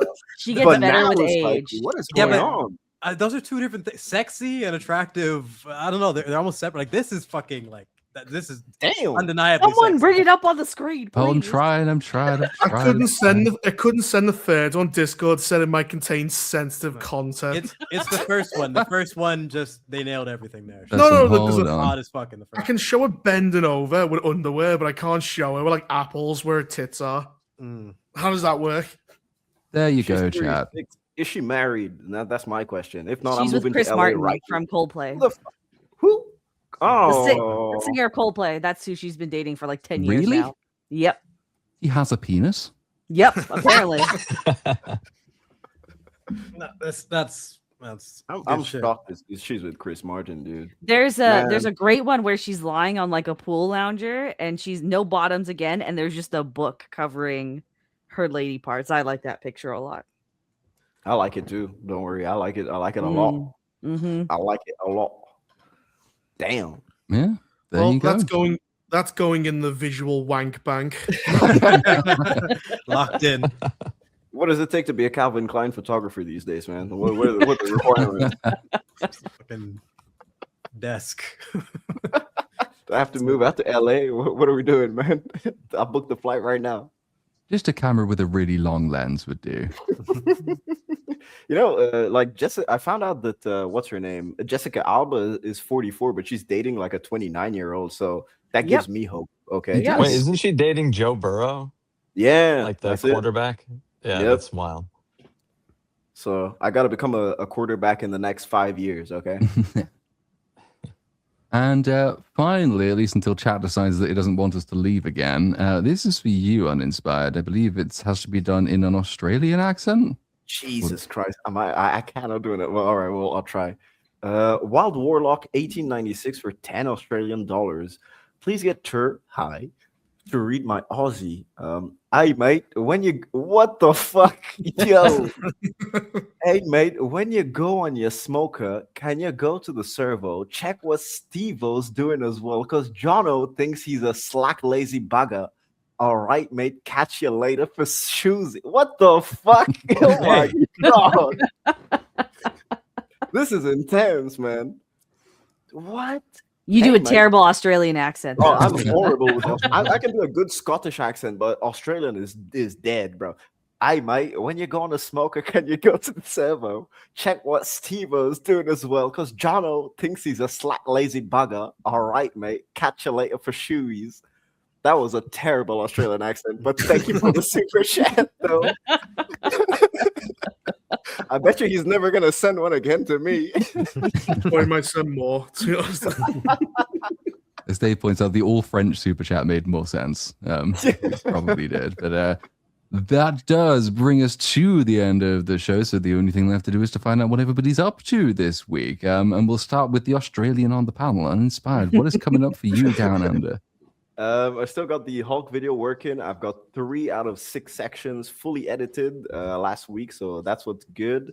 The 4th section is halfway done, so I'm about 65% done with the video. Very, very happy with how it's looking right now, unless Universal fucking copyrights me, which I really pray that they won't. But hopefully my hard delay has been 16th, so which gives me 6 days to properly edit the rest. Hopefully I managed to do so, but definitely coming out this month. I'm working hard on it, and it's going to be good. It's on Ang Lee's Hulk from 2003. It's going to be my longest video ever because it's 9 pages long, and my longest video has only been about 4.5 to 5 pages. So maybe I'm aiming for like 30 to 40 minutes. Hopefully you guys enjoy it, and whenever it comes out, let me know what you guys think, because I'm trying some new stuff editing wise, and so let me know if if it works for you guys or not. So yeah, Nice. Yeah, that's pretty much it. Looking forward to it. Jedi Brooks, what is coming up for you? Still undecided on what project I want to go on to next, but one of the things I'm considering would be a comparison with the dynamic with Dunk and Egg and how quickly they established how great that relationship was. To, you can guess this one, Baby Yoda and that cunt Mando. They had 3 seasons to do, so 3.5 if you count the Boba Fett shit. And they did fuck all. It's terrible. And the lone wolf and cub archetype is something fantastic that works almost every time, and they couldn't do shit with all their Disney dollars. So when I find the exact angle I want to talk about, I think I'll do a comparison between those two, because it's not just as simple as people like. I hate people who have said like, "Oh, Egg is just like Baby Yoda." Like, get the fuck out of here! It's crazy. Really, people say that? Yeah, I've definitely seen people fucking say that, and it's annoying. It's just really frustrating to see. You're just undermining, the work that they put in there. And Baby Yoda is one of the worst things that's ever happened to this fucking, to the IP in general. Just became strictly about merchandise. So it'll probably be that video. Yeah, well, Mando and Grogu comes out, I believe, in May. So we've got a couple of months before that one. Vex, what is coming up for you? Well, thanks for having me, guys. It's always fun to be here. I'll have something out before the 19th because I leave for MegaCon on the 19th. So I want to get out a video before then. So yeah, that's I don't know what video it'll be, so it's a surprise. Okay. Surprise to you and a surprise to us. You doing any cosplay for MegaCon? I'm not packing all that shit with me, man. Also, like, I'm not gonna walk into a convention when I have tits in a costume. It's not reasonable. So no, I'm just going for funsies. But Reaper, you are releasing videos at the moment, which is extremely unusual. What else can we expect from you? What? What the fuck? Wait. I'm miles away. Sorry, what? I've put my TV on. Oh. On a long... all of your co-hosts are telling you about all of their exciting new projects, and you just fucked off to watch TV. Fair enough. This is the other end of the room. That's how far away it is. Okay, I'm getting closer, and now I'm here. Okay, welcome back. It's a very long room. I'm saying it's a very long room. It's a hallway, basically. What is coming up for you? What are you doing? You're still releasing videos, right? What was I doing? Have you finished Fallout? Oh, that was it. I didn't finish Fallout. I'm going to do Fallout, yeah. I forgot what I was doing. So what episode am I on? Last one I saw of yours that came out on I think I saw that you'd done 5. Or maybe 4. I thought I saw you'd done 5. I know. Oh, God. I don't want to do it. I don't want to do Fallout. I hate it. Committing to every episode is crazy. Oh, God. It's like being raped and then and then he kisses you on the neck and then goes, let's go for round 2. And you're like, oh, God. Being rightfully preferable to reviewing Fallout Season 2 He episode by thinks episode. it's romantic. That's the problem. It's not romantic. It's just pain in the ass. Reaper gets pegged every time he watches Fallout. God, feels like it. Well, there you go. You got your next video title. Oh, that's a good idea. What was it called? Pegged. The show's pegging me. I'm being pegged. Fallout Season 2, Episode 6 is like being pegged with no lube or something. I don't know. Like a dry pegging. With a sandpaper dry dildo. pegging. The sand wrapped in barbed wire. Yeah, we'll go. I'll brainstorm it. Yeah. I'm gonna get it exactly right. Good. Cynic, what are you up to? I'm actually going to work. Shit. I'm actually going to make a video. I'm going to make a video about the bride, though. Oh, Ooh, good luck. I know. Yeah. I'm going to, you know what, though? I'm going to pour all of like the anger and hate I have right now into this video. So okay. it's going to be a good one. Yeah. Brad. Demonetized inside of 2 seconds just because of extreme graphic sexism. Extreme misogyny. Fair enough. I suppose we could expect that out this week. You won't want to be spending any longer than that on the bride. No, I won't. Yeah. No. No. And what about you? As for me, I'm still fighting copyright. Stranger Things Volume 2 got split because copyright was impossible. And then part 1 of part 2 was released. And then like 2.9 days later, it then got taken down again. So now I've appealed it and it's back up. But that basically means it's fucked. So, that's great. Everything else is done, though, which is good. So I'm just sort of sitting on them until I can be bothered to put them out. So eventually, there'll be episode 6 and 7 and 8 of that will release. But Avatar video is back in production because I want to get all of the shit for the last 3 months that I've been too slow to do out of the way before summer. So there's going to be a bunch of shit this month. Probably 3 Stranger Things videos, an Avatar video, and maybe a Starfleet Academy video if I can be bothered. So all of that stuff is coming up in the next few weeks. But no RE9 video? Fuck no. I had to play all of that. That's the other reason everything's taking so long. I had to stream that entire game thanks to fucking good or bad? No, it's really bad. Oh. Hold on, I have a question. Because I've only heard one other person say it's bad, and he's like apparently a hardcore Resident Evil fan, but I don't think his criticisms are fair. What is so bad about Resident Evil 9? Everything. So the story has fallen apart dramatically inside the opening 5 minutes. So you already know that the writing's going to be shit. Okay. Your main character for the most part of it is Grace. Grace is one of the single most retarded people you will ever have to inhabit in any medium ever. She's horrible. She shouldn't be there. She's traumatized. She works for the FBI, and they sent her to the place where her mother died, which traumatized her, with no backup and 6 bullets, and she never calls for help because otherwise the plot would work. Then the rest of the plot is the villains need you alive, but if you die, you fail. So it's like, wait, so I'm trying to stay alive so the villains can win, because that's inadvertently the setup that you've given me here. So that makes no fucking sense. And then the gameplay is really dull, boring, and repetitive. And occasionally there's a Leon segment, which is like, well, that's okay, but it's still quite unimaginative. To the point where your last bosses that you fight are a giant spider that you have to stab in the arse, having already had to beat 2 other enemies by stabbing them in the arse. Then you fight a giant flower monster, which you have to kill by shooting the giant flowers. And then those exact same mechanics for the final boss battle, which you get if you choose one of the endings. But if you choose the other of the endings, the game ends and it says, do you want to have the ending?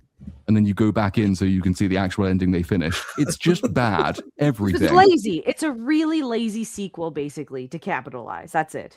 Pretty much, yes. But apparently, according to Metacritic, it's the best video game that's ever been made because Resident Evil fans are retarded. So, it's great.